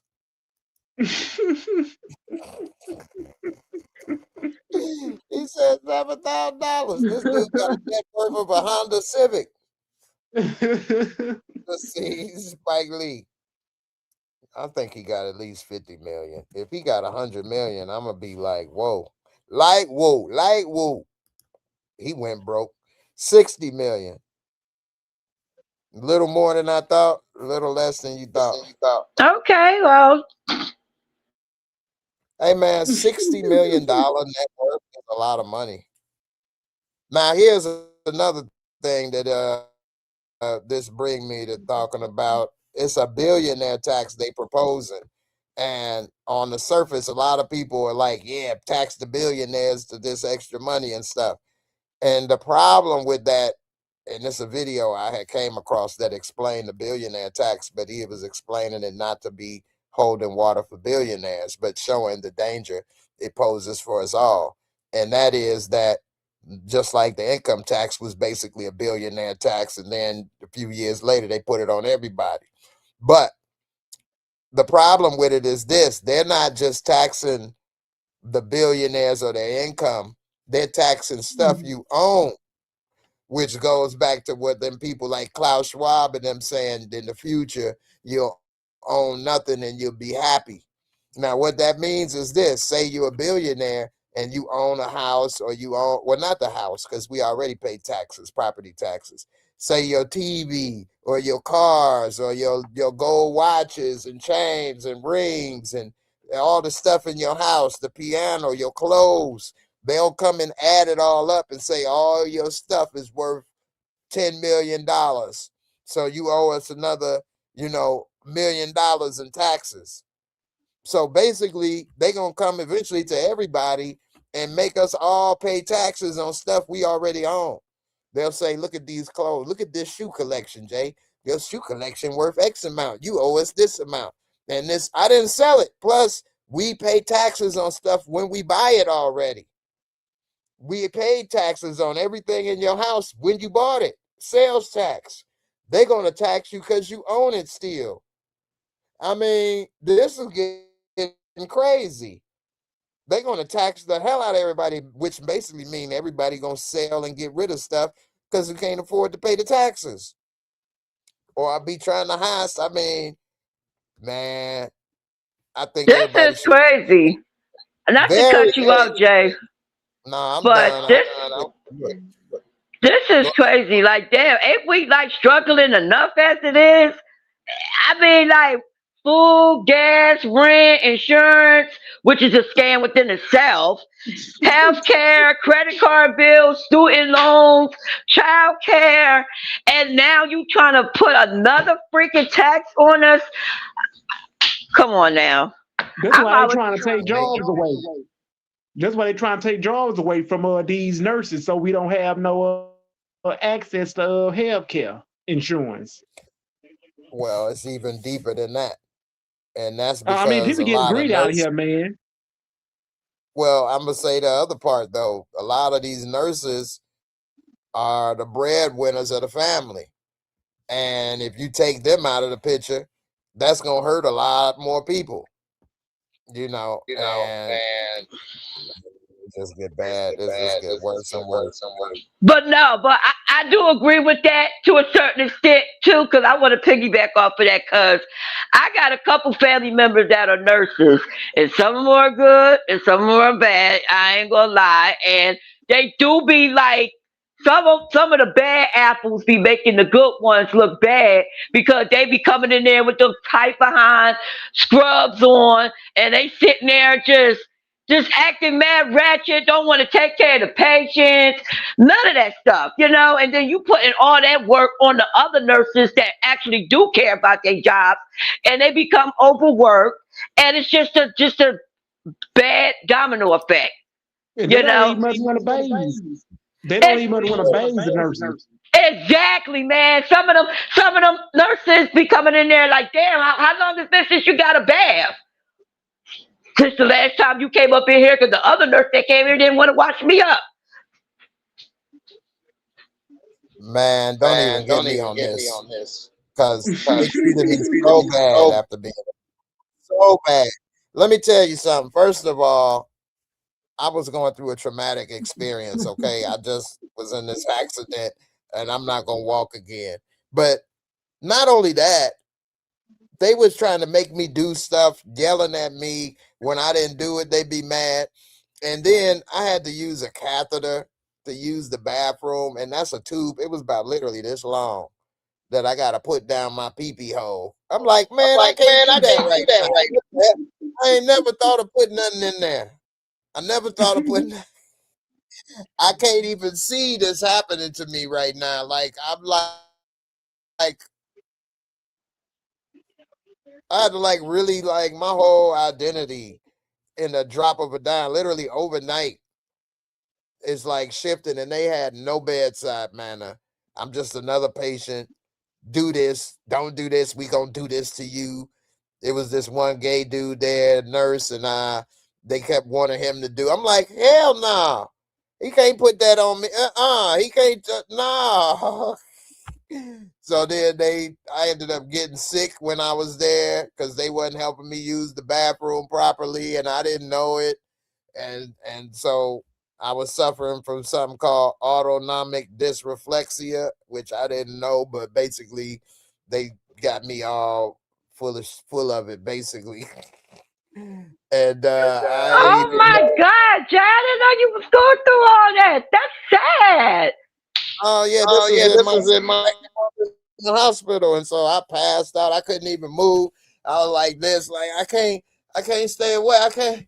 And they let's push me, and then they didn't want to help me. Then they had to do the X-ray. Then they find out. Then they give me all this stuff to clear me out. And while I'm laying there, I never felt so weak in my life. I couldn't even move. I couldn't even like hold my head up. Oh, it was like passing me out.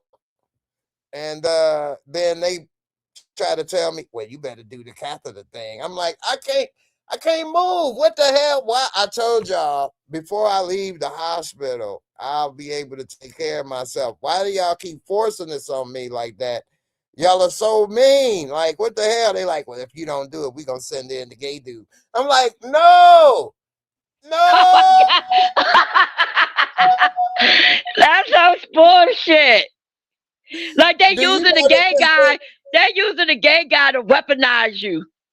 Yes, and this dude thought it was funny. He did it. Man, ain't no way you could have did that to me if I was gay. Hey, man, dude don't want me in there. Why y'all keep playing with me like that? I don't want him coming in.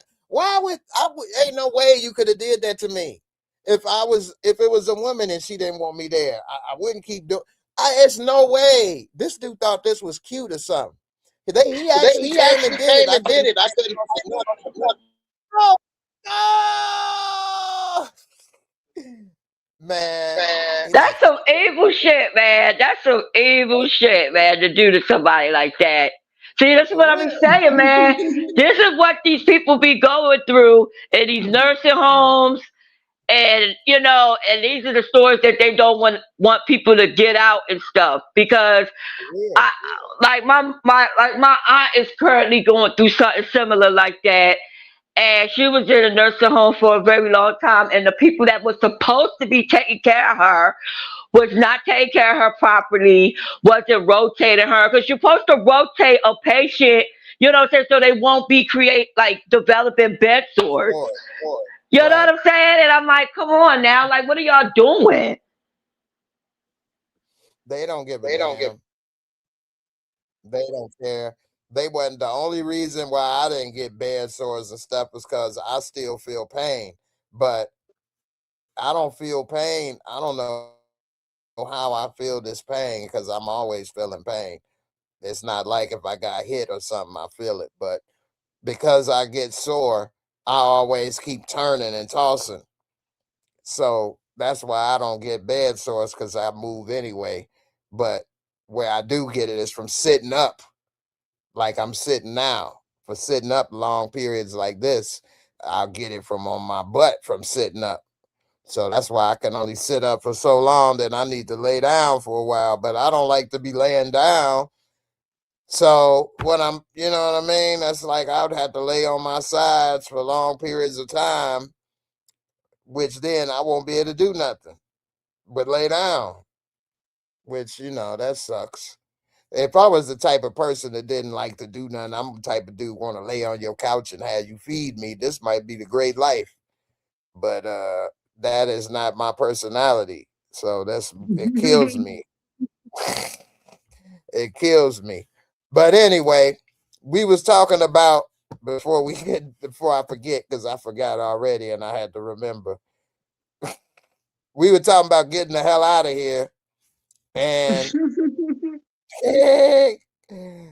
I'm about to be going to Panama next month, y'all. This is about to be my first trip to Panama since the year Man, we 2000. all off in February. Exactly. Here's my little trip. I'll be going the 11th of February. I'm going to film some of this as I'm going and put it on there so y'all can see the trip. The 11th through the 25th. So, that's where my mom stay. Imagine not being able to go to your mama house in 26 years. And she's still alive.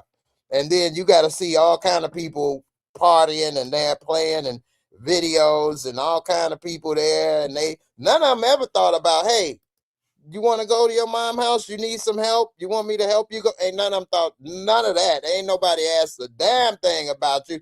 But they can plop their fat asses and saggy titties all over the place and party and have a good time and leave you behind at your own mama's house.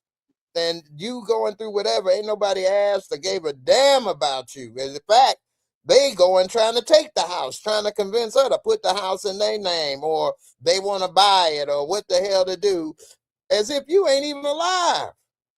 I mean That's crazy, Jake. Very crazy. Very crazy. I've seen all kind of people go there, from people that ain't even family going there. Them and their husbands, and they going by themselves, and all kind of people. Like, that's my mama house. And like, they can go, they ain't thought nothing about, hey man, you want to go see your mom? Nothing. Never asked, never crossed your mind, nothing. I guess I'm supposed to be crying and begging them all the time, right? And then when I go, people looking at me some kind of way. What? Really? Like, just think about it. How many people would look at you if you went to go to your mama house to go see her? As if you crazy. But anyway, that's something, it's all kind of thing. Then when I do it, plus I had to pay for this and do this and make it happen. Like, with nobody still helping me. Ain't nobody still gave a damn.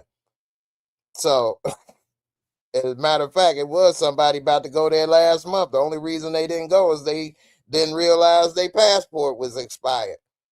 This somebody that live in this city. They don't even come talk to me, visit me, let alone anything. But they can go there 3, 4, 5 times. They've been there 3, 4 times.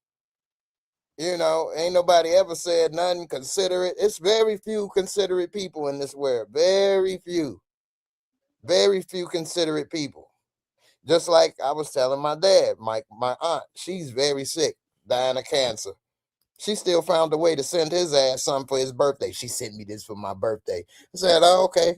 What you send her for her birthday? Oh, I don't do tit for tat. What's the fuck that mean? What, you don't do shit? Oh, what you starting at? I didn't. He said, no, what you think you know what I gave her? No, I don't know. That's why I said, what'd you give her for her birthday? You said you don't do tit for tat. So what that mean? You ain't do shit then, right? I don't like people. I don't like people like that, Jay. I really don't. I know. That's Your my mama dad. don't My even dad give me said shit we at don't all. Yeah, we don't get along because we have a different outlook on things. I'm very considerate on things, which can make me upset and hurt when people aren't considerate in return, which I need to stop that because everybody don't think like me and things. And I don't have nobody I can ask to borrow money. I don't have nobody that can help me. If I need $20, $30, or $50, ain't nobody I can say, hey, let me hold $30, $50. I pay you back or do this or that. I don't have nobody I can ask. Ain't nobody gonna help me. I ain't sitting with a woman and all this and living with nobody. Ain't no woman here with me helping me. So I totally agree with you, man. I'm in the same boat. I ain't got nobody to borrow money for. I can't call my mama or my daddy because, like I don't know if I told y'all, but both of my parents are deceased. So, I don't have that cushion, that safety net. So that's why I be looking at my cousins and I'm like, y'all still got y'all mamas in y'all lives and stuff. So y'all still got, somebody y'all can go back to for support. And y'all still complaining. I can't do that. I'm not as fortunate. So, it just makes you built different, Right. I have my mama with me. Thank God I do. You say what? I said, thank God I still blessed to have my mama here with me because she's 70 years old. So she would be 68 in May. Should be 68 or 70. No, she'd be 68. Okay. But yeah, man, it's a blessing. I feel blessed for both my parents. And like I say, my dad ain't the worst, but we got a difference of how we do things. And so, that's a problem. But my mom, you know, she's come to visit quite often, damn near every year. So I feel like, damn, she can make her way for her older self to do it. I could try to figure out something, but it is more expensive for me because I had to go first class. Not that I'm all this or that, but I can't get in the other seats, man, and they don't let the thing down, the armrest down, and all of that. And so it's just a whole different experience, man. It's just a lot harder on me. I had to go through that when I went to California, and I realized the problems with that. So I had first class, and then I had to get a coach and a couple of them. Oh my God. And then I can't get on the wheelchair. I got to get on this damn wheelchair. There's like a bent paper clip between the aisles, then get in the thing. Oh my God. It's just a nightmare. It's just a nightmare. Can't get into the damn airport bath, the airplane toilet and things. It's just a bad experience traveling in that situation. So I learned I got to go first class, so I can't go, which, that make it $1,000 to go instead of $350, because that's how much it costs for a normal ticket. $300, $350. So that's 3 times more expensive. So yeah, if I could have just paid $350, I might have went a few times too. But anyway, I had to do what I can. And again, it is a blessing to still have your parents in your life, whether good or bad. Well, I guess if they bad, maybe it ain't a blessing. But like this is how I get my dad to do things, is I have to really get on him and scare him. Like with the vending machine stuff that I'm doing with my friend, my partner, we have vending machines in nursing homes, and they are nice nursing homes, but boy, I'd hate to see the bad ones, because you don't want to be in a nursing home. Now, some of the good ones, They still wear regular clothes. They got a pool table. They got their own places with, refrigerators and stuff. But that's like $5,000 a month. Who can afford that?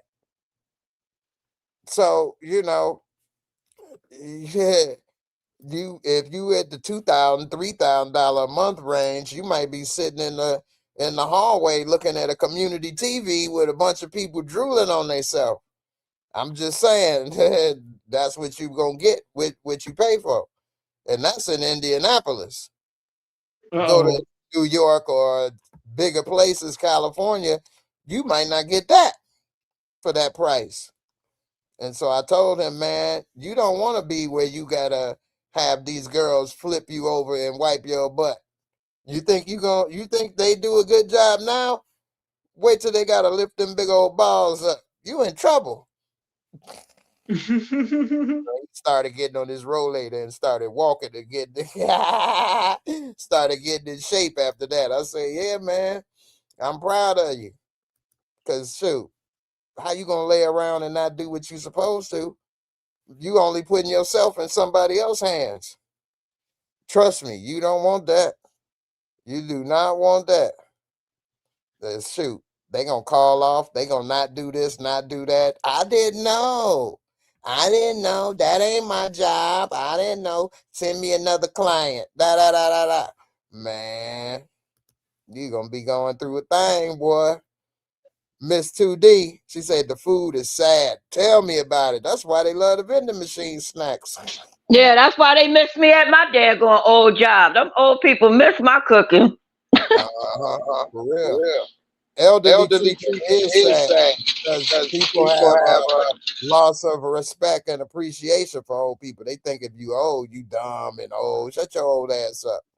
Shut your dumb ass up. You old. You what the hell you know? You don't even know how to use your phone. You stupid. Man, and them people be talking crazy you any kind of way. For real. Yeah. Child care is sad. Neighborhood. Potholes sad. Everything is falling apart. Regentrification sad. It's an empire in decline, man. That's why, hey, man, Miss 2D, you want to go to Panama? Let me know. She said she want to go. Hey, man, the problem is everybody got greedy in every sector at the same time, or it's all catching up. Like, when everything is a business, that's a problem. Like, when daycare started running $500, $1,000 a month or a week, I mean, what they run, $250 a week? So then it started being almost like rent. How can you go to work and then the wages don't increase? So then people start cutting back on stuff or doing this, doing that. But then if food go up, cable go up, electricity go up, everything going up. I mean, food. Man, we're in a big problem right now. Big problem, But yeah, man, I'll be in Panama. One of the things that I'm really going to do is handle some business. So I gotta go. They do have a stem cell clinic there in Panama, so I want to go and see what's up with that. I doubt I can afford it. I already know they wanted $25,000 a few years ago to get something done, and it ain't no insurance, so that's already unaffordable. But I'm gonna go and see what they talking about. But the main thing I'm gonna do is get my citizenship because my mom, that's where she was born, so I could be a dual citizen. And when I get there, so I might have to get my citizenship. So when it start to hit the fan, I can go and bounce. And if y'all want to come, come on through, man. But Yeah, I was thinking about doing that too, Jay. Getting my dual citizenship in Jamaica. Oh, okay. But is Jamaica? What are they? Independent country or what? They part of Great Britain?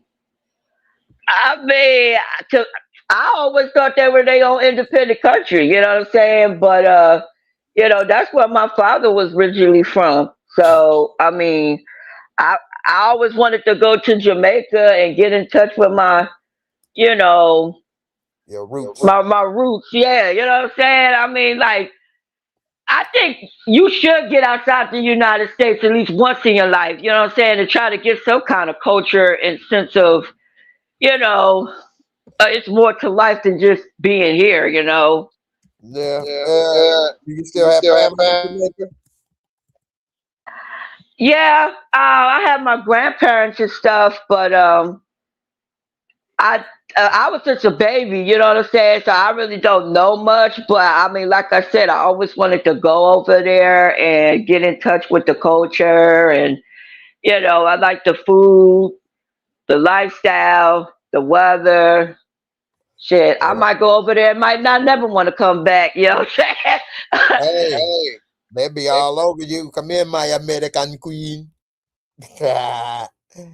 Now the thing is, I'm looking here and say Jamaica became independent in 1962, so that's good. But the thing with another country is how would you work or what would we make money? That's the problem with, truthfully, why I never considered living in Panama. And even now, I'm talking and being funny.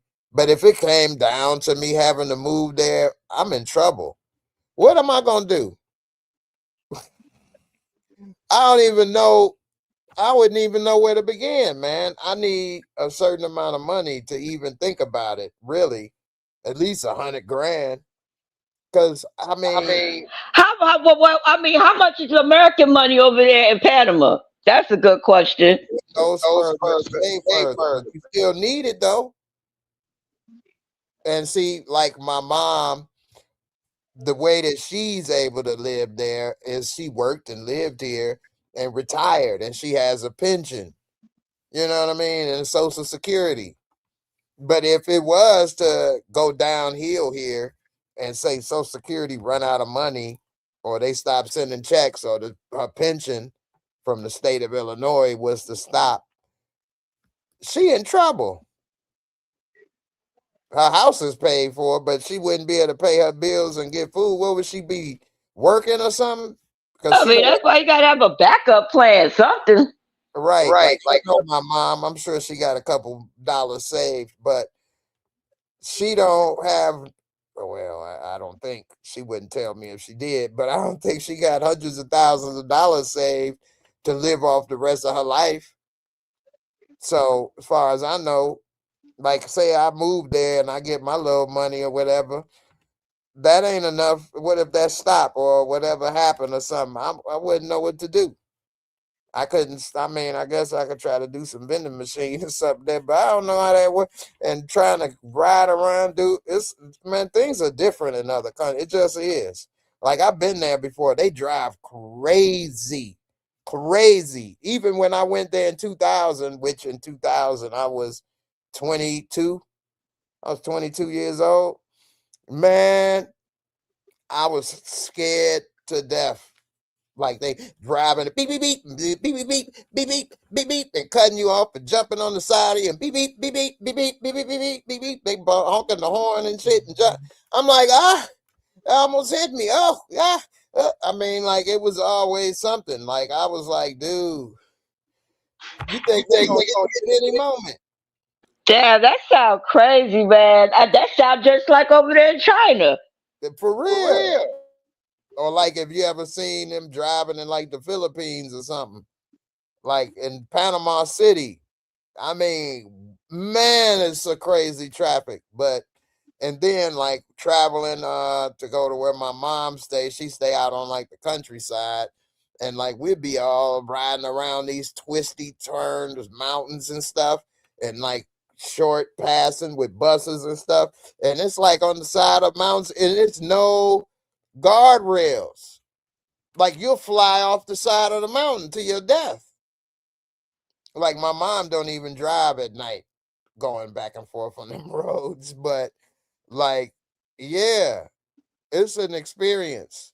So I wouldn't even want a nice car and certain things and do certain things or whatever, but I will say they don't hit each other as much as you would think. But we're used to a lot more order here with the lights and stuff. They got lights and stuff, but I don't know. It's just different. But Thank God for the traffic light, and you know who invented that? Garrett Morton. Yep. Yeah, they got to do that, did Nah, I didn't. That's why I was testing you. Like, you know who created the you traffic wasn't gonna light? just say a black man. I know that Garrett Morton. Garrett Morton. Garrett Morton. And I think it was a black person that created the air conditioning too. Nah, I don't know his name, but that is true. Yeah, like imagine if we didn't have air conditioning. Imagine how terrible our lives would be in the summertime. Oh, you and in We Panama. will be sweating if we ain't had no air conditioning. Oh, fan. Hey, I said, especially down south. exactly. In Panama, my Oh Lord, I would never move down there. she only had air conditioning in one room, and my brother was saying, "Man, she need more air conditioning." He just was telling me that, and so when I was talking to her today, she was like, "I got an air condition for this room." I'm like, he was just saying you need more air conditioning. She was like, "Yeah, I know you be sweating at night." Cause I do, man. My pillow look like somebody poured some water on my head at night. For Dude, real. I'll be waking up sweating out of my sleep. And with the fan, I sleep with the fan up under me, but I still be waking up sweating. That's how I am. I sleep with the fan on, the ceiling fan though. And I still be waking up sweating. I never was like that before, but after the injury, I be having hot flashes and stuff. Like I could relate a lot to women after my injury because I be Yeah, I got a box fan and a ceiling fan. So the box fan will make you have a sore throat. You ever had that make you have a sore throat? nah, but I had me had a stuffy nose though. Yeah. Yeah, the box fan ain't no joke. Hey, Fudgy Babe said, here, Miss Second. She said, what did she say? Black folks, if we didn't have air conditioning, we have super soakers thanks to the black man. House alarms, and cell phone. That's right. The truth is, the majority of inventions, and I don't like to say this type of stuff because it make it seem they twist the stuff and try to make it seem like, oh, it's black supremacy or you black. No, this is the truth of the matter. The majority of inventions in the 20th century were created by a black man in America. Even if you go back to Thomas Edison and his apprentice. So because of Jim Crow, slavery, all of that, this is part of the effects of it. That you didn't have the legal right a lot of times, or they could just take your invention and say it's theirs, and then what could you do? They could threaten to have you lynched or all kind of things. So a lot of people would disenfranchise their inventions from, what's that, Jack Daniels, liquor, all kind of things. All kind of things. Facts. Yeah, and that's because when you are poor and you don't have anything but your knowledge, you come up with ways to get something done. And that is where creativity come from. And so you didn't have this resource and you didn't have that, but you got a problem, but you need it fixed and you can't do this. You come up with something to get it done, boom, a new invention here or there, whatever, but you don't have money. You don't have a legal system, the system that has your back. So you got the white lawyers, they got the money, this and that. They get them, and then they take your invention, put a name on it, slap it, sell it, say it's theirs, and then you say it's yours. What could you do? Go broke trying to fight it? You know? And that's a damn shame because you know how the music business get down. That That was all that's about. Yeah. Lil Richard, Jackie Wilson, James Brown, like all of them, all their music was taken, sampled. Even Elvis Presley. Okay, let's just put that out there. What's that sound like? Everybody dance off of Jackie Wilson. Your love keep lifting me higher. Like, remember Michael Bolton when he took that man's song and made all that money? Right. Yeah. Yeah. Hell, what was that group where they had the women and them singing, and they took them and had the white people? Not Oh, you talk about CNC Music There Factory. you go. There you go. And Milli Vanilli. Yeah. I mean, it's just the same thing over and over and over again. I mean, and then they, like Dr. Charles Drew, he created the blood bank. He died because he was in a car accident, and they refused to take him to the hospital because he was black. They took him to the wrong thing or whatever, refused to treat him, you know, and the thing that could have saved his life, they wouldn't even, you know, it's just crazy. I don't want to get into that too much, but it is true. And it still go on to this day. Like Trump just had them remove some, what they removed, the civil rights, the slavery exhibit from Philadelphia. That is crazy. And they done move Frederick Douglass statue. But the from real Philadelphia. reason, and they want this to be a white country. That's what the Trump administration wants this to be. They don't want no blacks. They don't want no Mexicans or Spanish. They don't want none of that. They basically trying to erase all history. Yep. But the real reason, well, what y'all said is the real reasons too. But I'll say another reason why they try to take away the exhibits and that stuff is so that it's easier for the new generation to other people and to say, well, y'all ain't never did this or y'all ain't worth that or whatever, because they aren't taught the truth and they don't know stuff. So it make it easier for the next generation to do bad things to people. Because it looks like you never contributed to this society. You never invented nothing. You a bunch of dummies and welfare queens and booty shakers and leechers. What have you ever invented? What have you ever done to contribute to society? Nothing.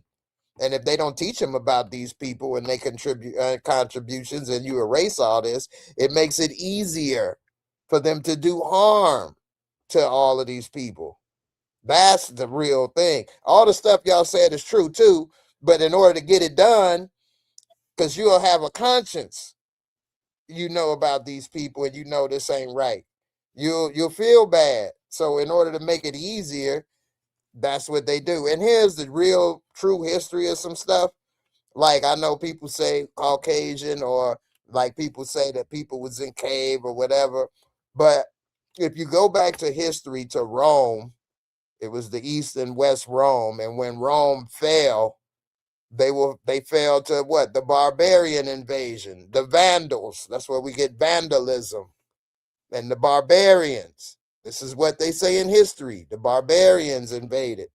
Well, it was multiple barbarian tribes that invaded Rome. And I'm going to Google this and we can see. But those barbarian tribes, they continued. I think 4 or 5 of them still exist to this day. The Franks, the Lombards, the Visigoths. I can't remember them all. The Franks became the French.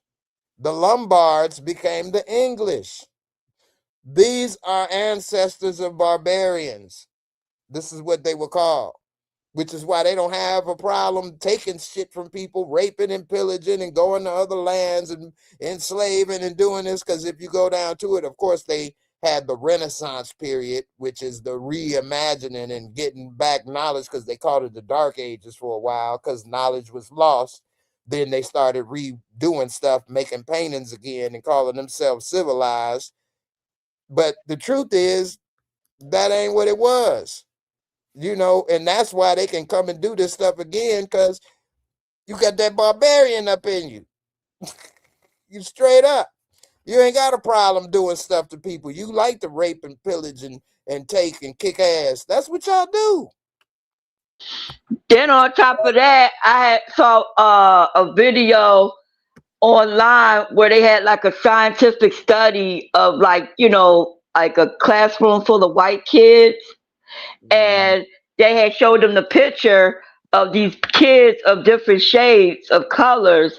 And the teacher asked them, okay, which color is the color, you know, is the which kid is the ugly child? And every last one of them picked the kid that was dark skinned. Why would a child pick that color? You know what I'm saying? Like it was just crazy, like how all that like planned out like that. And that's a learned behavior because kids can pick up on if you look like this, you get treated bad. Now here, I'm gonna read this, and this is just me Googling.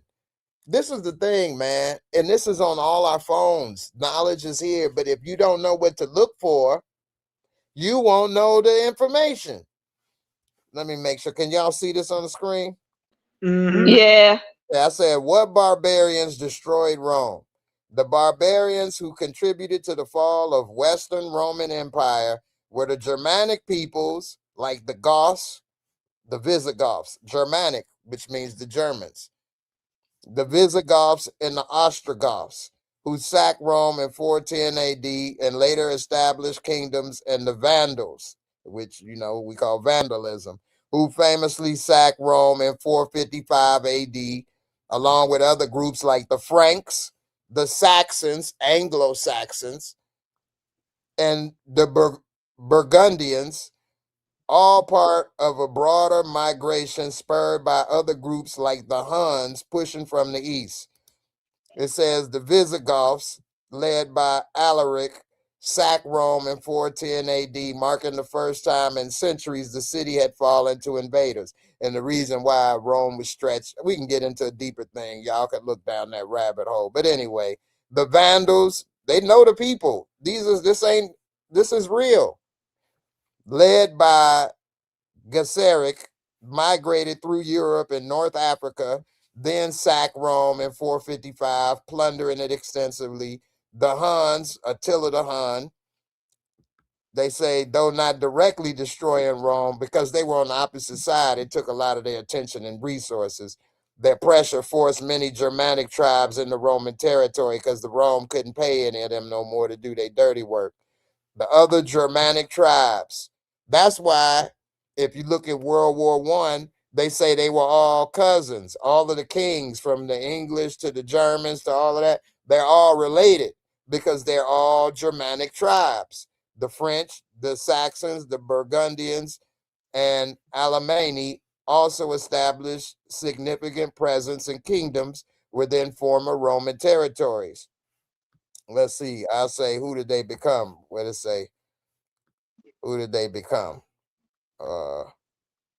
Then you really see who they are now. Let's say, what barbarians destroyed Rome, and who are they now?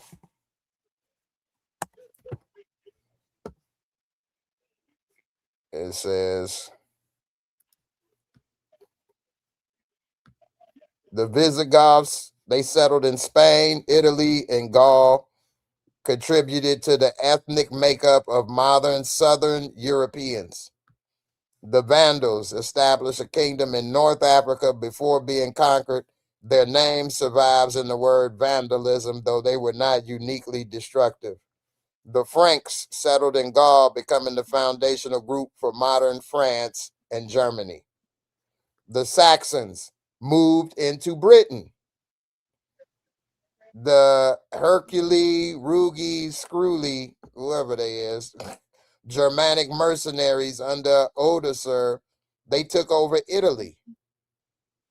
And these people say these groups did not disappear, but merged with the local Romanized populations. They are now, broadly speaking, the modern diverse populations of Western and Southern Europe, having blended over the last 1,500 years into the cultural fabric of modern nation states.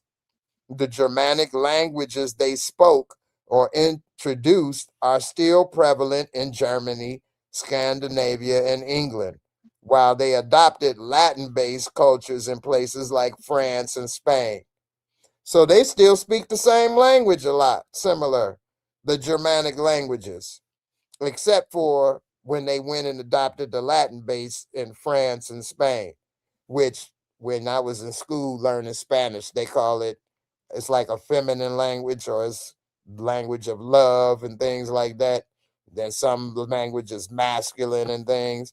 I didn't really do good in learning all this. Like an English class when you take Spanish, and it's like taking an English class. You're not really learning English. It's the history of English and stuff and the words. So it gets kind of boring. But anyway, I ain't want to go too far off. But if you know this history, then you can understand why these people can act the way they are, because they barbarians.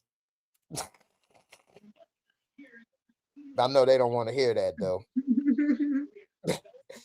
But they always talking about the land and the DNA and their culture and this and that. Well, what that say was the people in Africa, they weren't barbarians and they weren't living in the caves. They actually had cities and language and other things that was going on. They And the were. crazy, Go ahead. I was going to say, and the crazy part is they so quick to call us savages. When you see how they did the Native Americans, you see how the Native Americans labeled them.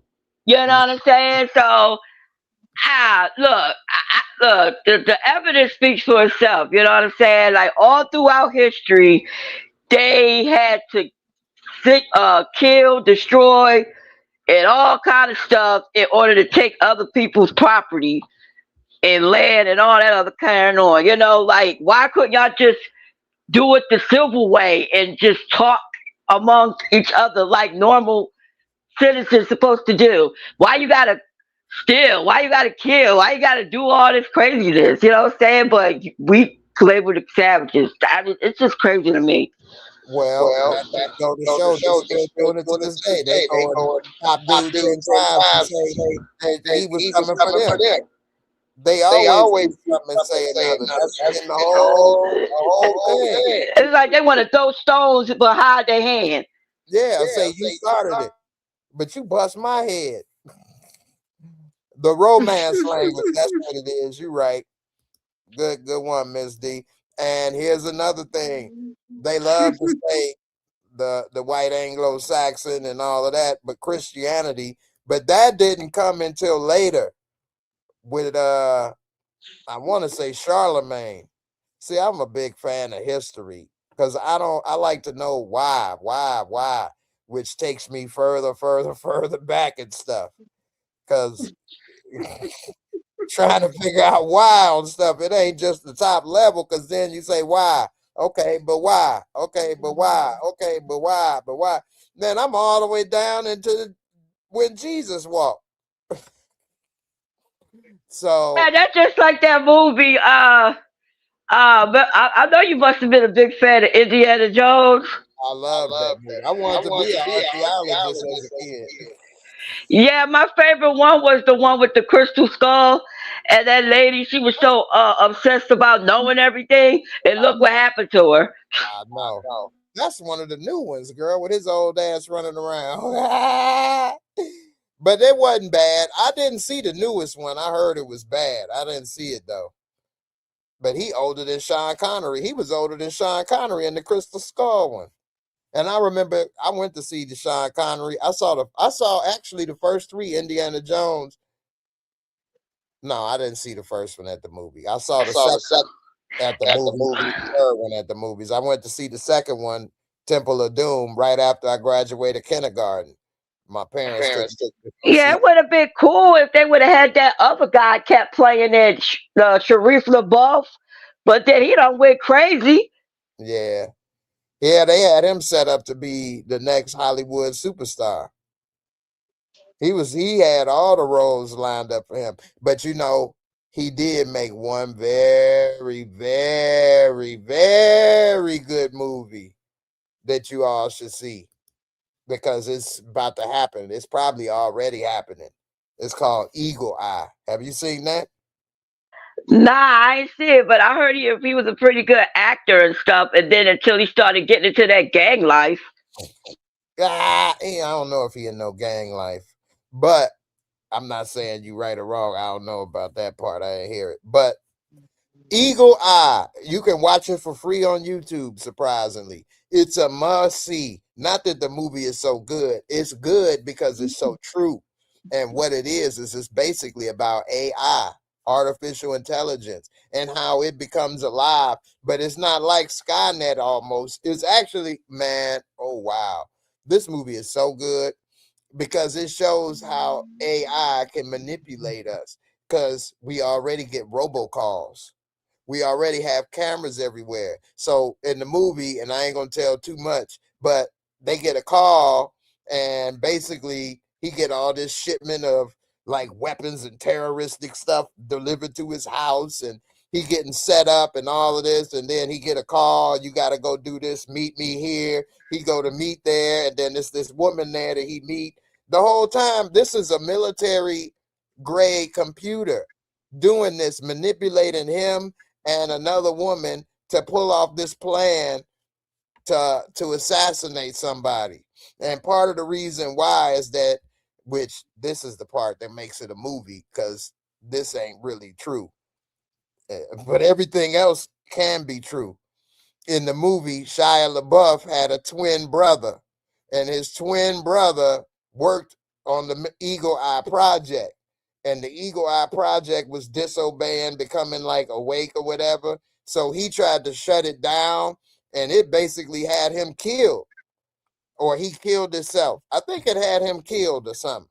Especially like with smart driving cars, they can take over a car and have it run you over. Anyway, I'm just saying, man, we in a lot of trouble, let alone taking drones and stuff. But say you walking down the street and with surveillance camera, hell, it's tracking your cell phone and it wants you dead. It could just turn on somebody Tesla and run your ass over at 100 miles an hour.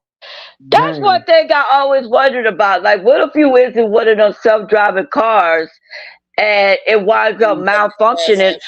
It winds up malfunctioning and winds up going past the speed.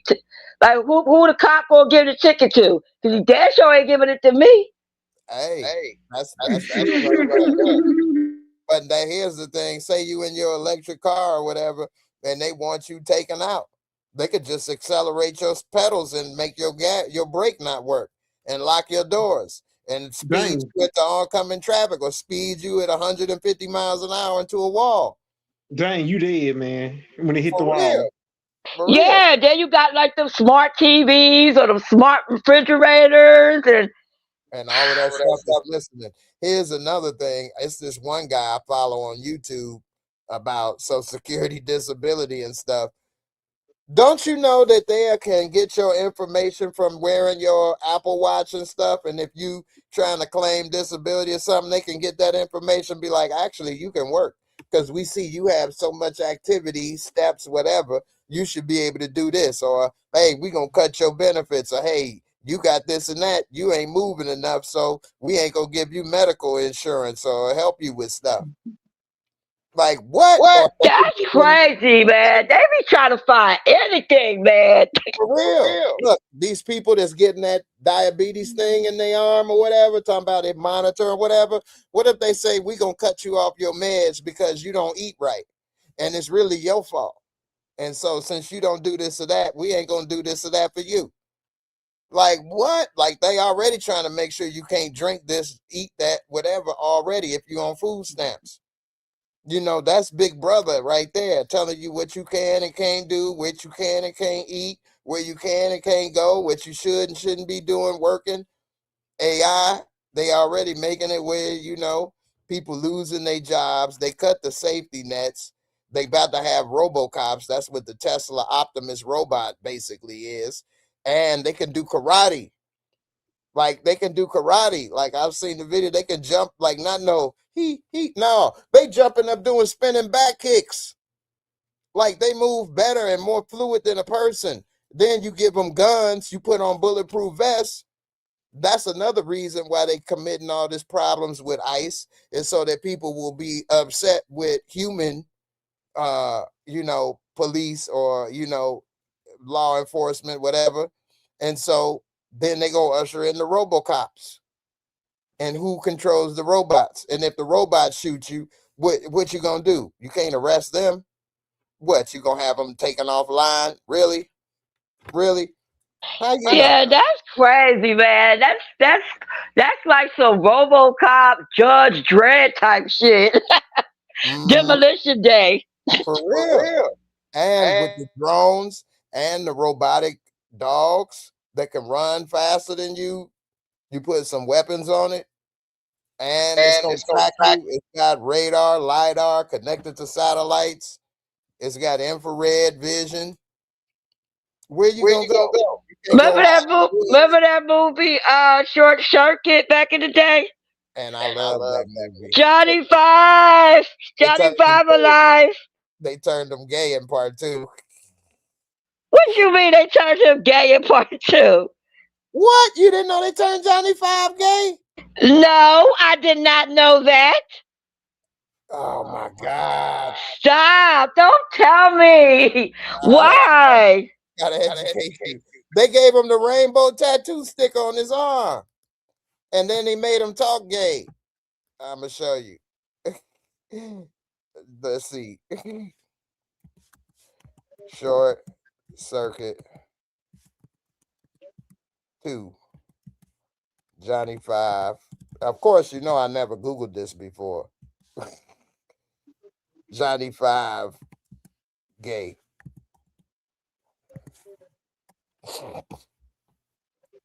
Let's see the clip.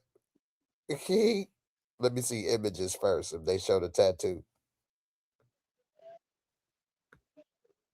They gave him that gay little bandana around his neck. That's gay. Nah, I'm playing. Although it ain't necessarily that cool, but let's see. You're not a true millennial unless you... Hold on. Where's the Short Circuit gay? A brief history of gay androids. Oh, no, they didn't.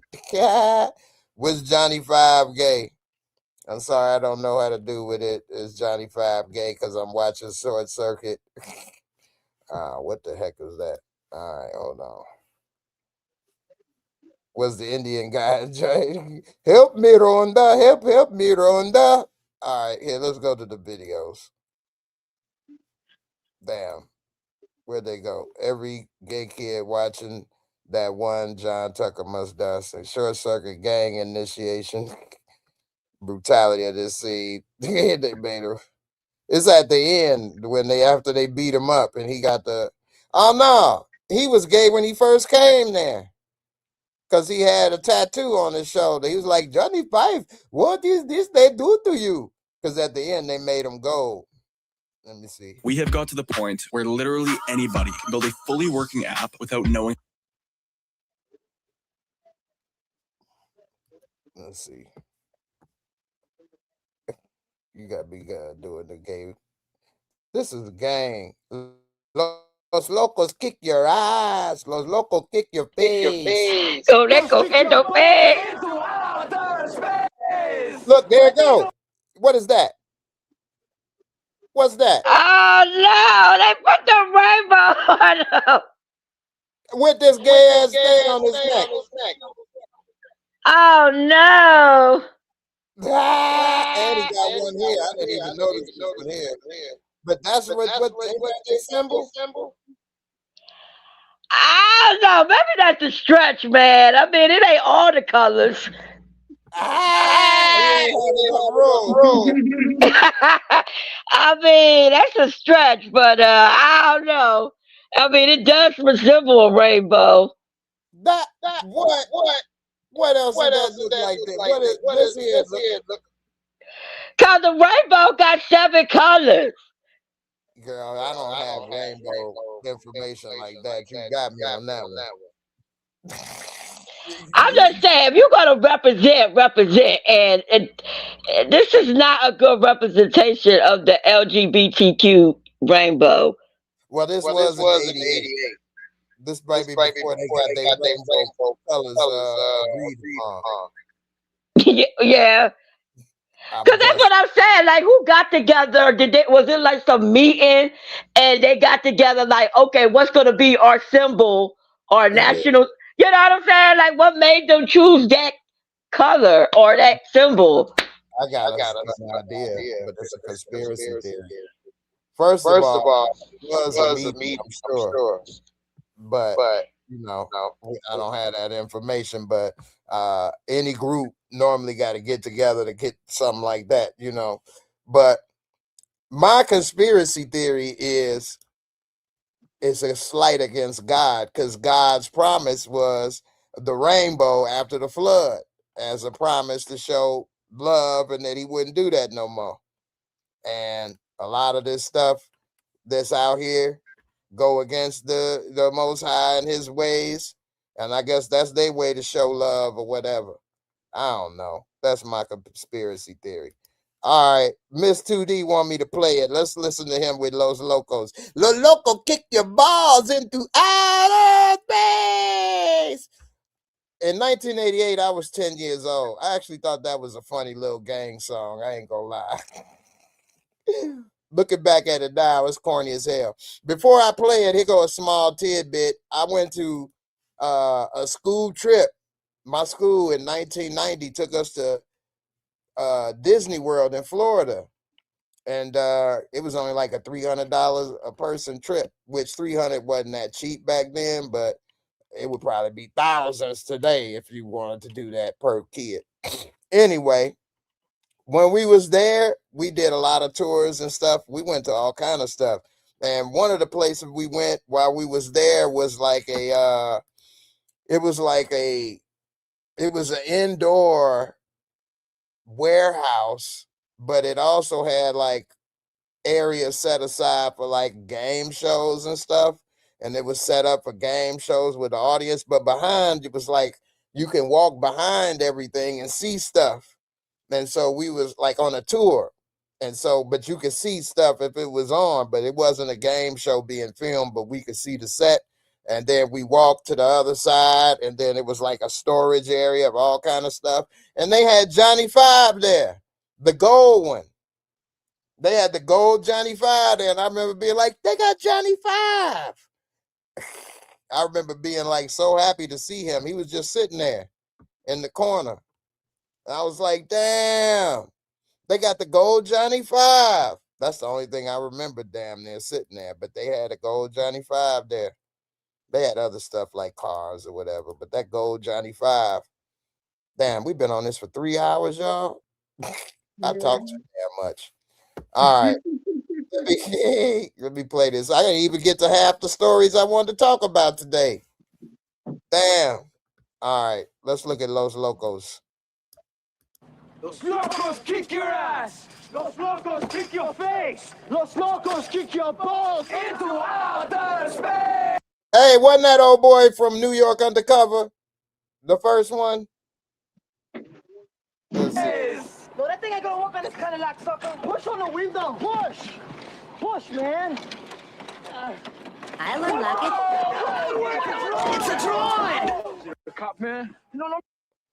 This is the island lock it. Look at these cars, man. Ain't nowhere with no damn cars tatted up like this, sitting there like that. What the hell? This is a straight movie set. No, man, I've seen that shit before. It's a Mitsubishi. Seen it too. It's a Mitsubishi. Not Mitsubishi. Hey, this other dude been in a lot of movies. And Johnny Five. He's talking, man. No, he ain't. Sure. This dude right here, he been in a lot of movies. Oh, he played in Half Baked. Didn't he? Didn't he play Half Baked? He looks like him. I don't think that was him. Scarface from Half Baked. He looked like him, but that I don't think it. Look at this dude. He got bones on his damn jacket.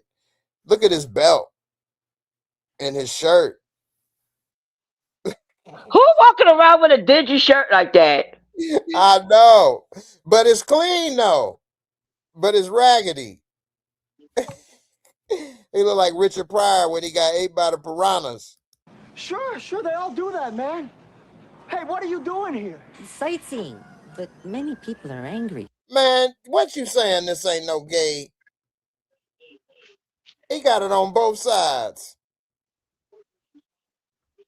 Johnny Five, they turn him gay as can be. And again, I ain't got a problem with gay people, but this stuff be like, they did this to kids. It's a subliminal imaging. I know, right? And it's a kid's movie. Why? But that's your car, man. You're looking out for it? No. Come on. It subliminally make you feel bad or empathize with gay people because they beat them up. tried to kill him because he's different. Are you angry too? No, man, no. I want to be your friend. Listen, you can open any car you Look at that big ass tattoo on his want. chest. Sure. You know, man, you want to help us out? Well, we got this big job, you know. Well, we go around looking for old car stereos that need to be like polished up and repaired and stuff. And that's what we do. And then we put them back in the cars and everybody's happy. Yeah. You know, this is a job nobody does anymore. Steal your radio? Or do people still steal car radios? Because you can't really, who buys a car radio? I don't know anybody. The last time I was in Best Buy actually was 3 years ago. I was trying to buy a car radio for my Chrysler. It's an 04 Concorde before I had to sell it. But anyway, I could not find a good radio hardly. They had, when I went to Best Buy, they had like 6 or 7 car radios left. So I guess they do sell them, but not like it used to. I remember the last movie I saw somebody get their car radio stolen was that movie Media Man. I forgot about that. Who stole the radio? Remember the Golden Lords? That gang? Yeah. And they were going around stealing people's cars and all that kind of carrying on. That movie was funny as hell. They need to do a reboot. I know, right? Media Man was funny. Media Man was funny, man. We work for the Department of Car Stereo Repair, right? Yeah, man, and we're really overworked. We got too many cars to do today. See all those cars? Yeah. We gotta do all the. We did all this. I got stereos. I got tape decks and CDs. Everything you need for car sound systems at low. Look at these raggedy ass car stereos. They can only sell it back to the people they stole it from. This dude got an 8-track, a push button. What the hell? 1988. Look at this car behind him. Oh my God. This Bronco is still serviceable. This car is, what in the world? That's a cash for clunkers. Too bad that ain't on the road no more, because that'll be a perfect $500 car for a high schooler. Look at what they did afterwards. I'm skipping some of this because I don't want to get copyright, even though I really don't care. But anyway.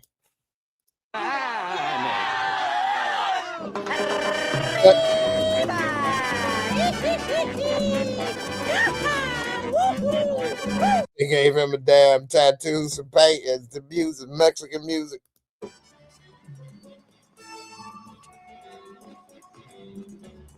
This big.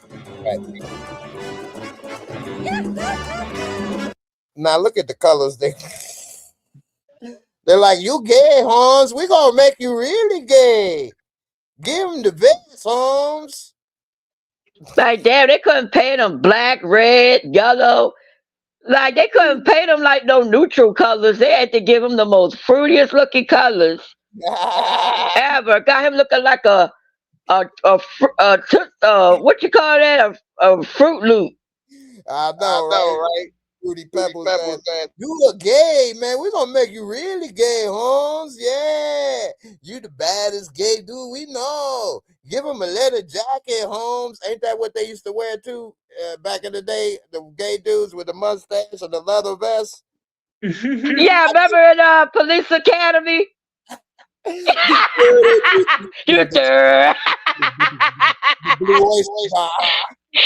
took him to that gay bar. He didn't even know it was gay, yo. I know, right?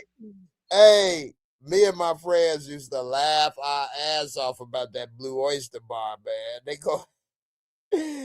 go in the Blue Oyster. They always grab them, making them dance with them. They dun dun dun dun dun dun dun dun dun dun dun dun dun. They got them looking like Skittles. They're like, you gay? We gonna make you really gay, Holmes. Got him looking like a bag of jelly beans. You really fruity now, man. They said is that a NYC public school in the background? It probably was. It probably was, man. Look at the people across the street. They like, man, what in the world? Look at this big jukebox, fruit box rolling down the street. What the? And this is before Uber. Like, remember the taxi cabs used to have the streets on lock back in the day. Hey, for real. They starting to make a comeback because people tired of paying so much on Uber and Lyft. People's ready to get a regular cab again, which the cab company should have had them make them an app a long time ago. The Yellow Cab app. They would have been competing with Uber and Lyft from the get-go. I think that's a conspiracy in the first place, so they can track everything on people. Because why didn't Yellow Cab and Checker Cab, why they just didn't pay and have an app made? And then people can get a cab. I know. All you got to do is put a tracker on the cab. Well, you go that far. I mean, I'm just saying. On your phone. That's what I'm saying. Like, you could track where the Uber's at, like when it's on its way and stuff. So why couldn't you implement the same with a taxi cab? Right. You're right. Because I mean, hell, the cab drivers got phone. Everybody got a phone nowadays. So that ain't a big deal. The way we track Uber and Lyft is because of their phone. If they do the app and do the same thing with taxi cab drivers, and then we can track where they are with the phone, that would have put Uber and Lyft out of business. Because they already got better drivers. Cab drivers are better drivers than people that drive Uber and Lyft. They are. They do this more. They know it more. I guess if you've been driving Uber and Lyft for a certain amount of time, a couple years, you probably as good as a taxi driver. But the difference with cab drivers is they knew these streets by heart. And Facts. And if you got into a cab and you in a different town, you could say, hey man, where's the right spot for this? Or hey, where's the right spot for that? And they know the city. Whereas you get with these people and they don't even know where the hell they going. They just follow the directions and that's it. They don't even know they just passed the McDonald's. You know how many dumbass people that come to help me? They wasn't driving Uber and Lyft, but they would use GPS to get to me, the home health aides. And literally, where I stayed, it was a McDonald's on the corner, and like 5 blocks down was my house. It's a one-way street. Well, it's two-way street, but it's no turns. So if you was coming to my house, you would have to pass that McDonald's to get there. And literally, it's like 3 minutes after you pass the McDonald's, you get to my house. And I'll be like, hey, you know that McDonald's down there on the corner? Nah. I'll be like, then you drive. I mean, I just be just following the GPS. Do you drive looking down? Like I still would have saw a big ass McDonald's sign as soon as I passed it 2 minutes ago. That's what I be saying. Like, yo, what the hell you be looking at when you be driving? Like, you don't be looking at none of the signs or nothing? Nope. They just follow. I mean, they just keep going. Basically. I like to look around when I drive, especially to a new place. I'll be looking at the restaurants or stores, all kind of stuff. I don't know. I'm nosy. I like to look out the window. I was going to the damn Social Security office Friday because they was trying to kick me off of damn medical thing because they said, anyway, oh my goodness, I don't want to get sad. But I got it fixed. They tried to kill me, y'all. Anyway. Look, I can sympathize with you with that, man, because it's like my local Social Security office, they telling people, oh, in order for you to get any services, you got to make an appointment. But when you try to make an appointment, all the appointments is like a month or 2 months away. Or if they answer the phone, I'm telling you, man, like it never used to be this bad to get any kind of services from these type of places. Yep. I've already had a whole month of services. I ain't had nobody all of January. And if they do that to 1 million people, that's 1 million months of service they didn't provide and help people. Some of them people might have died. And then if I don't get any medicine and stuff, like, man, it's just, man. But anyway, because that's a whole nother hour topic. But when I was there, I saw they had a meat, like a grocery store with fresh meat that they can cut. You can get your meat to order. It was a butcher's and all of that. I'm like, oh snap! I'm gonna come over here and check that out. You know, hell, I was thinking, man, if my mom come here next time, I'm gonna bring her here so she can see this meat and get some fresh meat. I mean, I'm gonna go check it out before that, but still, you know, I was just looking at. I mean, I was just looking around. I don't get it. Like Miss 2K, yeah. I mean, you got to know your environment, man. Straight up, it don't hurt. I just being aware. People are zombified. It's like the sheeple, for real, sheeple. You Like people don't even know how to. People don't even know how to read a map anymore. come on now. What you mean? Don't know how to read a map? They ain't seen a map. You know, I still got my map that I bought in 1999. Me and my friend, when we was what 20, 21, we drove to Florida with a damn map, reading the map and plotting out our road and stuff. We drove to Florida, went to Georgia, all these places with a map, reading a map, and didn't think anything of it. Didn't think nothing of it. Didn't cross our mind that this was hard. Didn't cross our mind we even doing anything special. Didn't cross our mind. It didn't even cross our mind of nothing. We thought if you want to get here, you need a map. Duh. It ain't nothing to celebrate or brag or say nothing about. How else was we gonna get there? So to look back now, and that's a lost skill, or people would think that's a flex or something, like, how else could you get somewhere? You know, and now people are spoiled and spoon-fed stuff. Like even I use GPS, but I only use it until I know where I'm going, and then I don't turn it on no more because I don't even like hearing them talking and telling me stuff necessarily. Sometimes I turn it on still because of traffic or accident, and if it's something like that, they'll reroute you and let you know. So I like that, but I don't really be listening to that no more. Once I know where I'm going, I'll just drive there. Like, well, I don't get it, but I know people that will work for me and still use GPS, and they've been coming 6, 7 months. Like, you still don't know where you going? How you can't? I can't help but remember where I'm going. I'm not trying. I did it so many times. I know where the hell to go now. Anyway, people today, we giving up too much of our brain to everything else, is leaving it empty, which then, you know, can be filled with a bunch of crap. So anyway, before I get out of here, let me get to something I want to talk about. Let me look over here. All right, this 15-year-old girl named Precious, she shot and killed a teen boy. I was going to talk about that, but let's see. TikTok is broke now. The people that bought it took over. They ain't paying nobody nothing.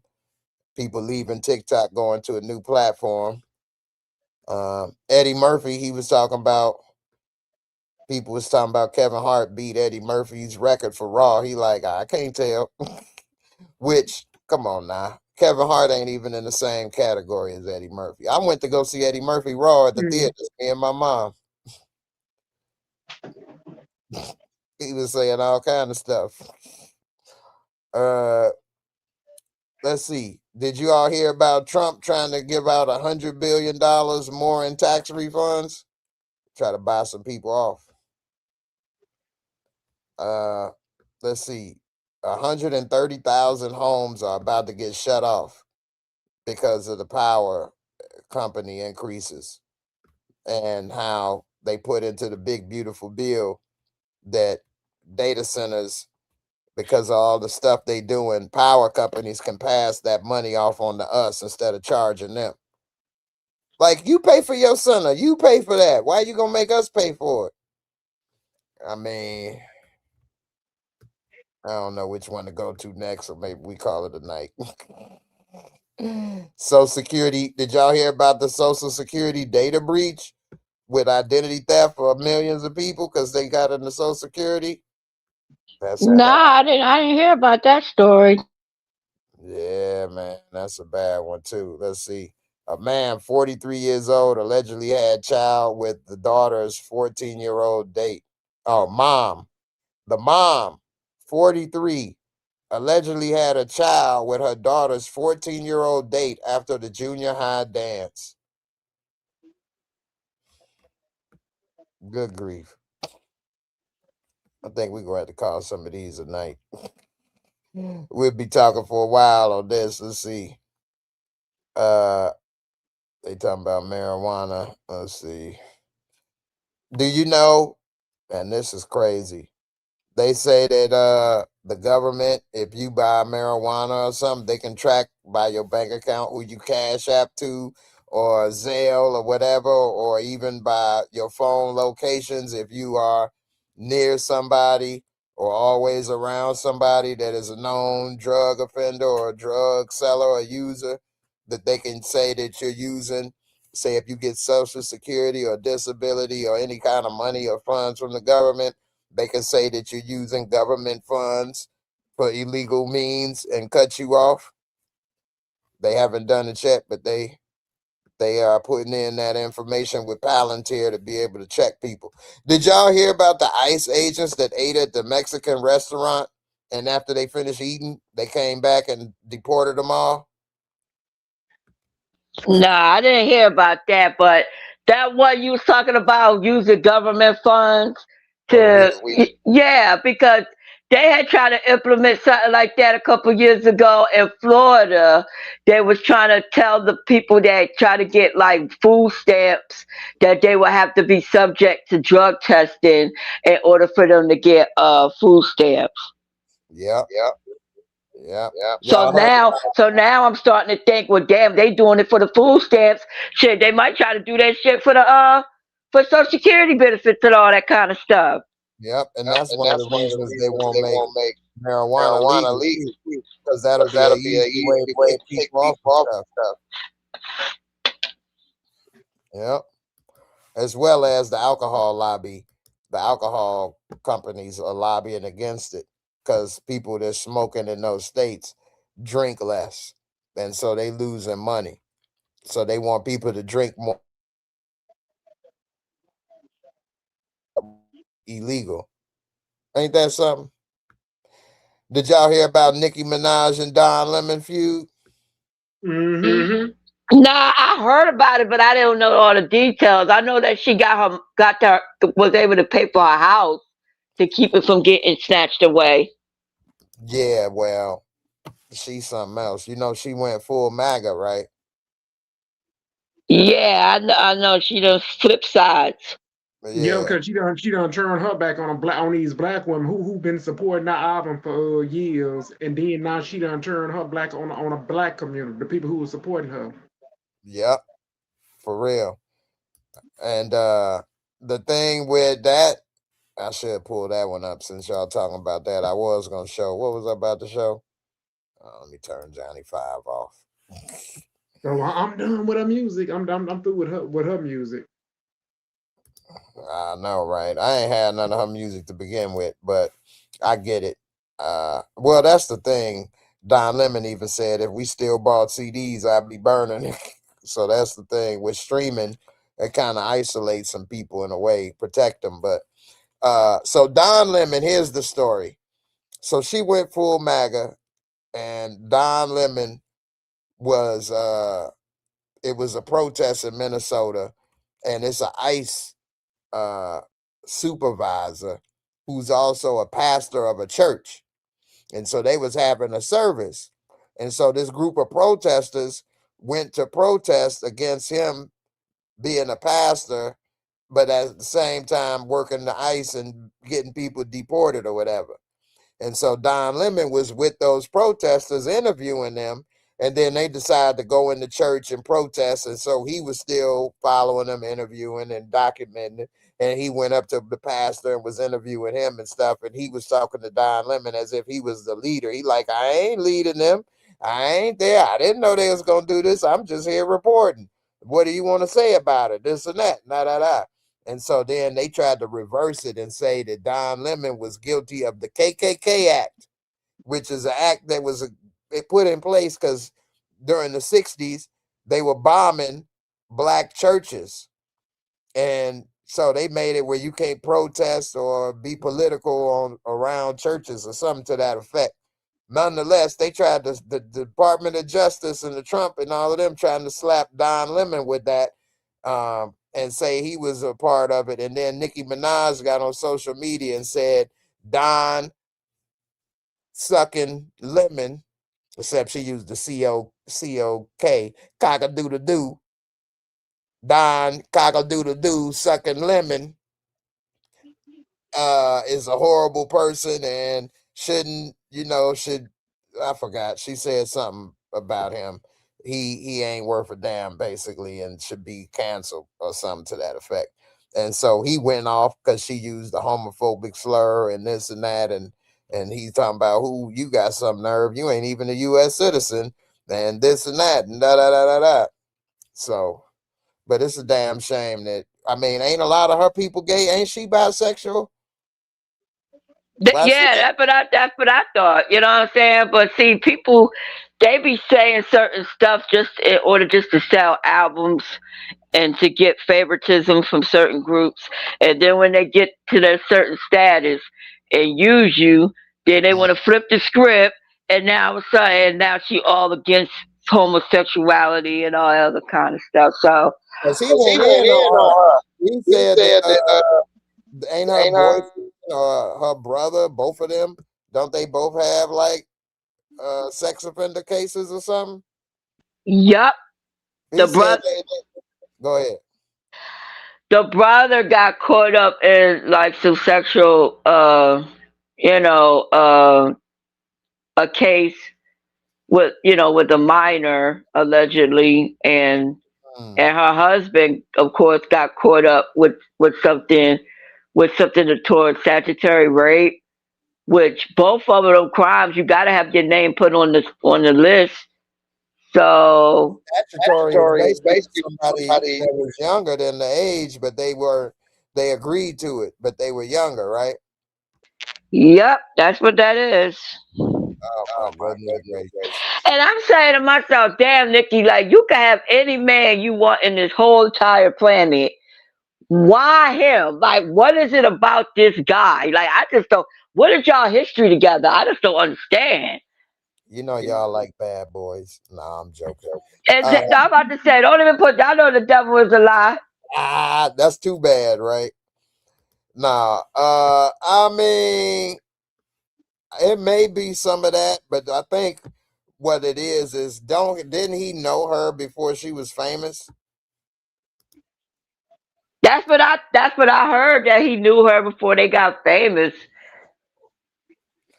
So sometimes he might have got to her soul type stuff. Like he know her better than anybody type. Like how Whitney Houston had a problem with well, not with Bobby, but I think what was whoever got her brother or something got her on the Ready Rock. But I don't know, man. Sometimes if somebody know you before you knew you in a way, especially with women, then they got a problem. Like even in that movie, I know it's a movie, but Casino. Remember Sharon Stone character? Robert De Niro had everything she could ever want. He was the man that any woman would want. But she kept going back to that sleazeball James Wood character, giving him Robert De Niro money, taking her kid there, and he was just using her. But he was the first one that made her go woo woo woo. And sometimes women always carry that little flame for that first one, unfortunately. And she should have realized that dude wasn't worth a damn, and that she should be with Robert De Niro character, Sam Rothstein. But you know, she always had that little flicker. And so, damn.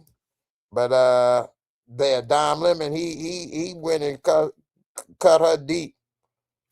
And yeah, she ain't had much to say after that. At least I ain't heard it. But it's a damn shame being a sellout. I just can't do that. I guess having integrity is a gift and a curse.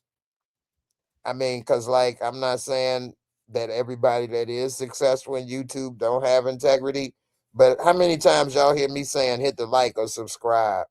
Or how many times y'all hear me, not that if you say that you don't have integrity, but or how many times y'all hear me trying to run ads or read this or that? It's like, man, I don't know, man. I'd rather just do me, and maybe I don't have that much success than be owing or saying this or doing this and that. Like I learned, like now to like and subscribe and all of that, you grow and do it. It's not the same as when it was first coming out. I don't know. Like when I watch a YouTube video and they be like, all right, before we get started, hit that like and subscribe. I hate hearing that. I just hate hearing that. Like everybody that watches YouTube knows how it works. You like it, you know what to do. Right? Who don't know how YouTube works that's watching YouTube? If you like the content, you want to hear more, you'll like it, you'll subscribe. I don't need to tell you that. And, if you want to comment, you'll comment. And if I do talk about a product or something, I'll do it and give my own referral, then read their ad read, and they pay me this. Because if I don't like it no more or whatever the case, or I want to say something bad about it, now I can't give an honest review. So I don't know. Yeah, maybe I don't make as much money. Maybe I'm not as successful. Maybe all this stuff doesn't grow as much. But oh well. I still feel myself inside, whatever that may be. Here go the last story for the night. And that's the last story because I brought it up already. But I just think this goes back to having no integrity. And I couldn't do that. If I ate there, it's no way I could have deported them people. I'd feel like a scumbag. If I was going to deport them, I wouldn't have ate the food then. I wouldn't have ate there. I wouldn't have been sitting there doing. I mean, I'm pretty sure those people knew that they was gonna get deported afterwards. I'm pretty sure they should have put a little special surprise in their freaking food. I know, right? Would have taught their ass. I would have put like a whole bunch of freaking S-Lex in their shit. Extra. Had them shitting for days. They would have poisoned them. They should have poisoned them. They should have what? They should have put some poison off in their food. Yeah, well, kill them now, Steve. Steve said poison them. Steve, So I'm like, damn, I ain't trying to go there, but I'm just saying, like, damn. I'm just trying to make them go to the bathroom so they can be distracted so I can get away. Right. Make him have to take a boo-boo. He said, kill him. Oh, snap. But yeah, man, that it is hard, man. I don't get it. I don't get it, man. I couldn't look myself in the mirror and feel good about myself. I mean, not that everything I do, I look in the mirror and be like, do I feel good about myself? I mean, but I would just be like, damn, man, you a bitch. Like I don't know, man. I got an inner monologue that holds me accountable. Not that I don't make mistakes and things, but I'm not trying to. And this would be a big mistake. They said after they ate at the restaurant, somebody said, would your mama be proud of you right now? Like, man, I do kind of feel that way. Like, do I want to bring shame to my parents or family? Not like, they got such a high standard in society, but still, You know, hell, what I want y'all to be like, dang, Jay was doing this and that. Dang, man. I mean, just anybody that know me, period. I don't want nobody to think that of me. I don't want to do that. Like, I don't do nothing inappropriate. Hell, I don't even watch porn. Not that I think it's a problem, but I mean, if you do watch porn, hey, more power to you. But it never was all that for me to begin with. I like to watch it with a lady. I don't like to watch porn by myself. Anyway, I don't get it, man. Like, even smoking weed or liquor, I mean, like, I don't see that as something to be ashamed of. Maybe it's not the best behaviors, but I wouldn't be ashamed of it. Like, you know, meth or crack or heroin. I think that's something that, you know, is a problem. So I don't do it.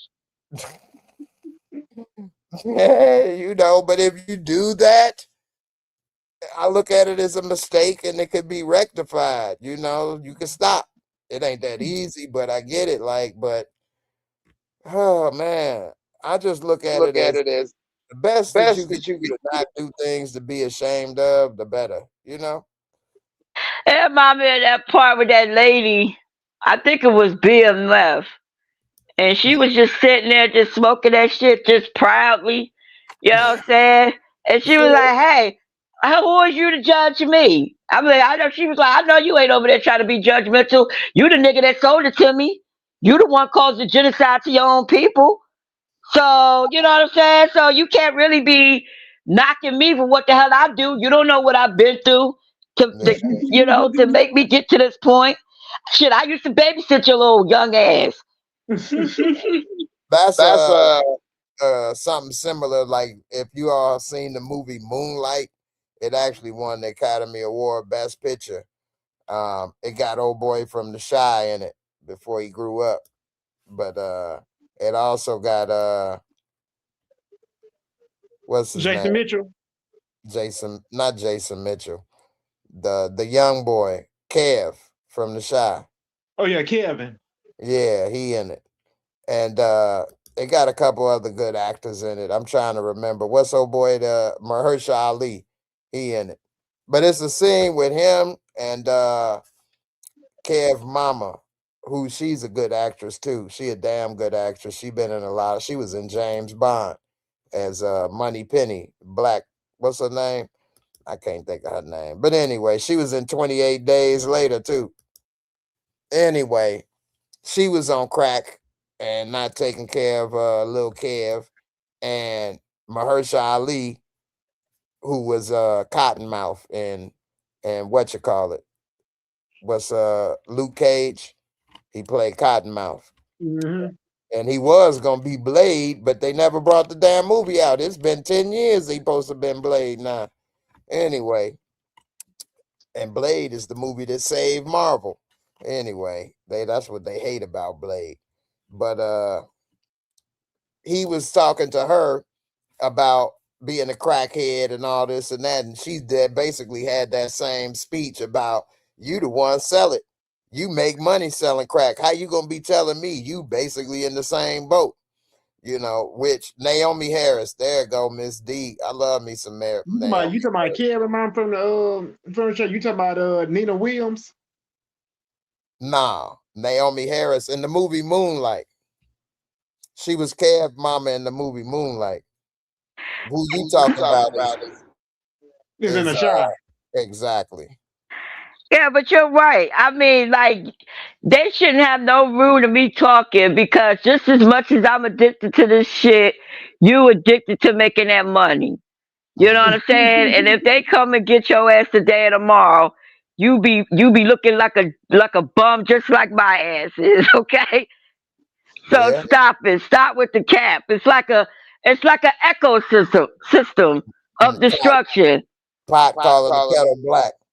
The best way is if you stop and then you say, hey, I know what it's like. I've been there. I was doing that. You know that. I stopped. If I was able to stop, so can you. But you can't be in the same boat saying that unless you're saying, hey, we both messed up. Let's get out the boat together. But normally, if you ain't stopping, but you getting on somebody else, it make you a hypocrite, which is something I've always hated. And most people don't like hypocrites. You know, you can't say one thing while you doing another or the same damn thing. It weakens your message. And then another thing, like these drug dealers, man, they hate it when a junkie that they used to get a lot of money from finally decides to clean up their life. You know what I'm saying? I'm like, you would think you would want better for them. You know what I'm saying? But no, they like, oh man, she thinks she better than somebody because she went and got cleaned up. Hello, like you ain't But gonna not be only making that, money off they of me losing no the more. customer. Yeah, they losing the customer. Shoot. So they don't see you as a person. You become a number, which is one of the major problems I got with capitalism. Is it breaks everybody down into numbers and groups. This group and how much money it bring, or how much numbers and this and that, and it's no longer people. It's profit margins and numbers, and the humanity is lost. You know, like you say, they don't see her as a person and happy she get her life together. We losing money. I lost numbers. So that's how I seen, unfortunately. Well, y'all, it's been a blast. Great talking with you. Everybody in the chat that lasted this long, we still got a few of y'all hanging in there. Y'all the real MVPs tonight, boy. Y'all done hung in there. Hope y'all had a good time on this ride tonight with Johnny Five coming out the closet. And a little history lesson about the barbarians. Y'all can go on and spread that around now. You'd be like, well, they barbarians. I can't wait to hear Steve telling somebody, well, you know they barbarians, right? They barbarians. Uh-huh. I ain't gonna tell them nothing.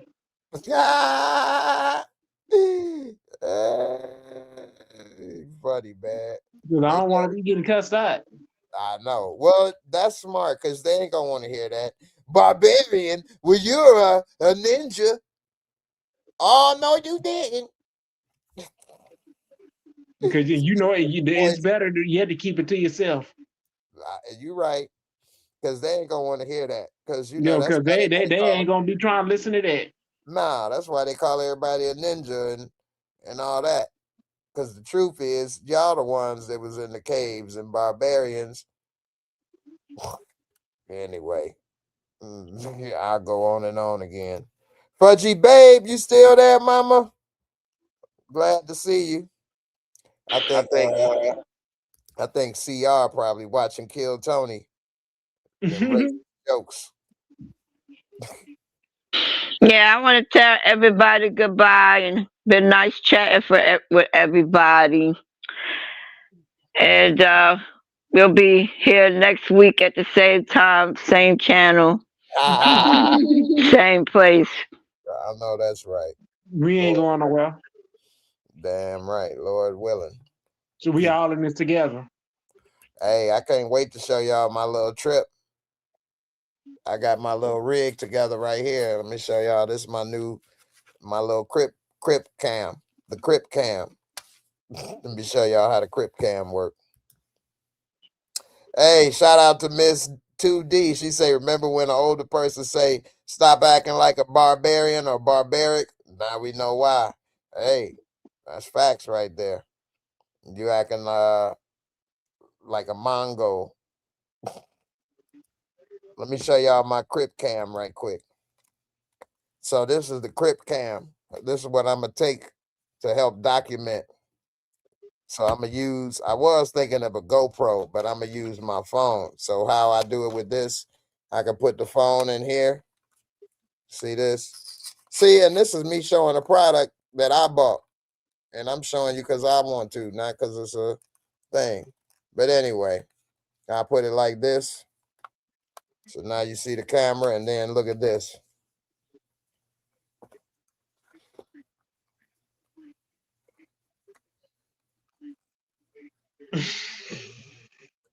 And now I can be filming while I'm using my hands on the chair doing other things. I can have it rolling and filming from the first person. And then y'all can see me as I'm talking, be like, yeah, man, so such and such. And then I'll turn it around and push the button. And then you'll see the back end. Then you'll see this camera. I can flip it. And then I'll be like, watch this. And then I'll flip it. Then y'all see what's in front of me. And then I'll flip it around. And then y'all can see me talking. And I'll be like, yep. And this how I'm going to do it, like this. Oh, that's cool. I need to get me one of them. Yeah, and you know what? I think I only paid like what, $15 for it. And here, when you can bend this like this, and then if you on the bed or something and you want to watch your TV, your phone, you could just sit it like this. You can bend it any kind of way. And now I could bend it like this. And look, now I could just sit with no hands. Let me show you. Sit with no hands, and now it's sitting. I bent it like this. And now it's like a holder for the phone, see?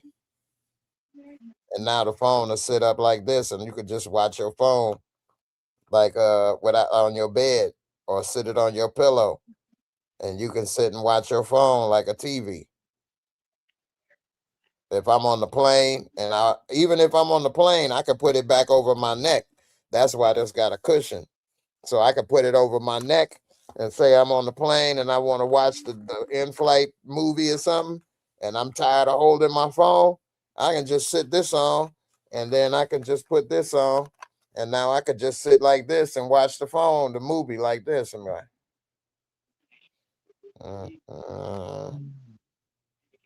oh, you know what I gotta get? I gotta get the AirPods, because they was trying to give me a hard time on the phone the last time with my phone, talking about the volume was too loud and I'm disturbing the passengers, and everybody was asleep. Nobody was awake, and she over here talking about I'm disturbed. I said, who? Everybody sleep. Who the fuck is disturbed? You bad. You take your flight attendant ass up out my face.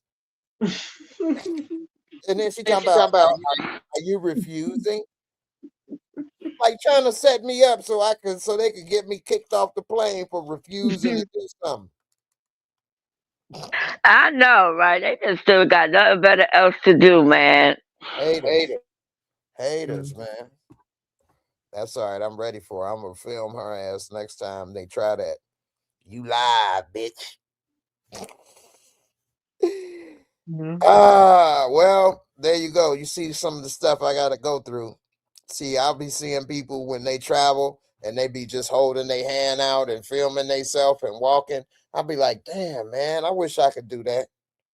But I can't do that because I need two hands to move. Otherwise, I'll just be going in a circle, because I only be rolling one wheel. So it's a lot of things that people take for granted. You can walk around and just hold your phone and film or look at stuff. I can't even do that.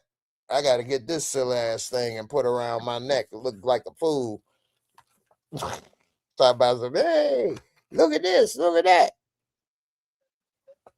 Anyway, I saw you do one review. You was in the car.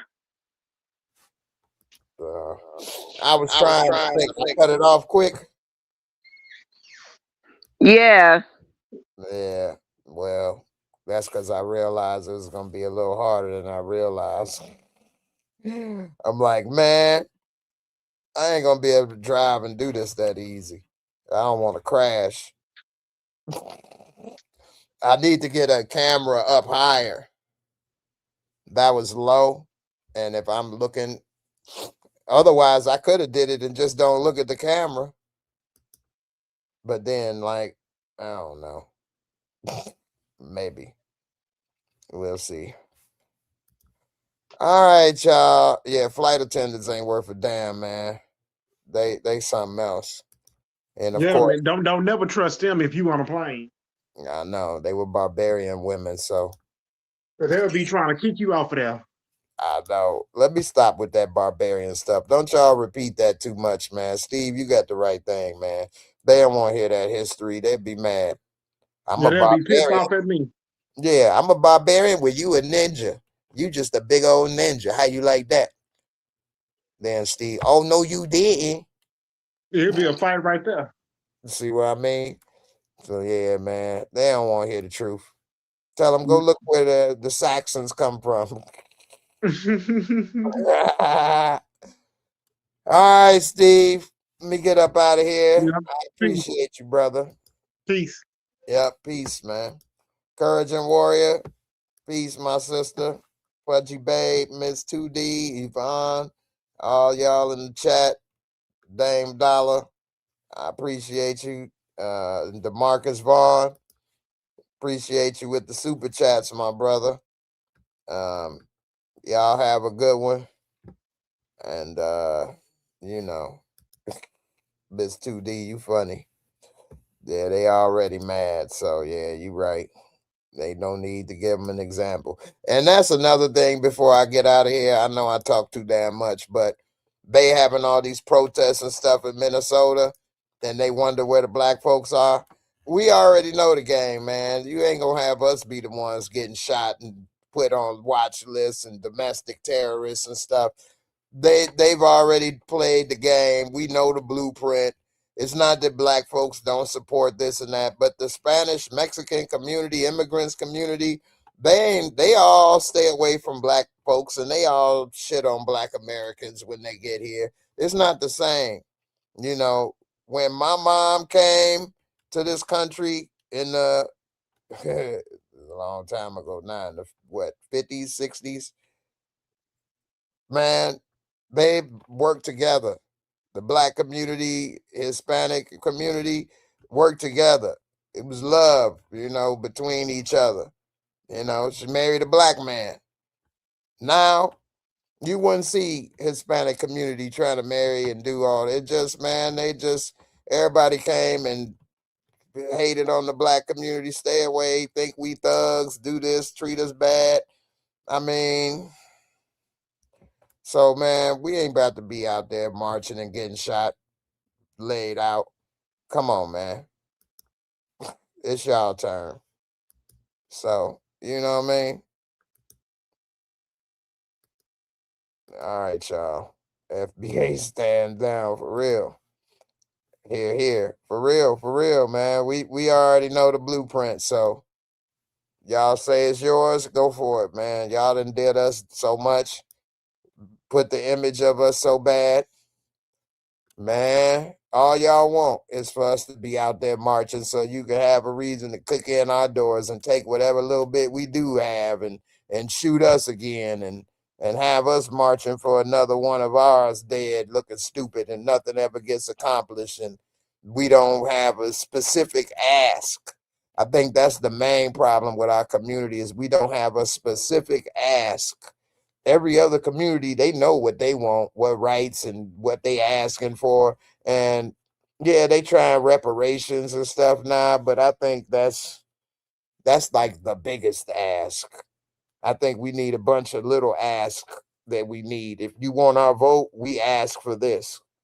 You want our support, we ask for this. And reparations could be number one at the top, but we need at least about 10, 20 more little asks that can be accomplished easier if you want our support. And until those are done, don't ask me for shit. Straight up. With that being said, I'm up out of here, man. We need to get our asking together. Until then, you ask me nothing. All right, y'all.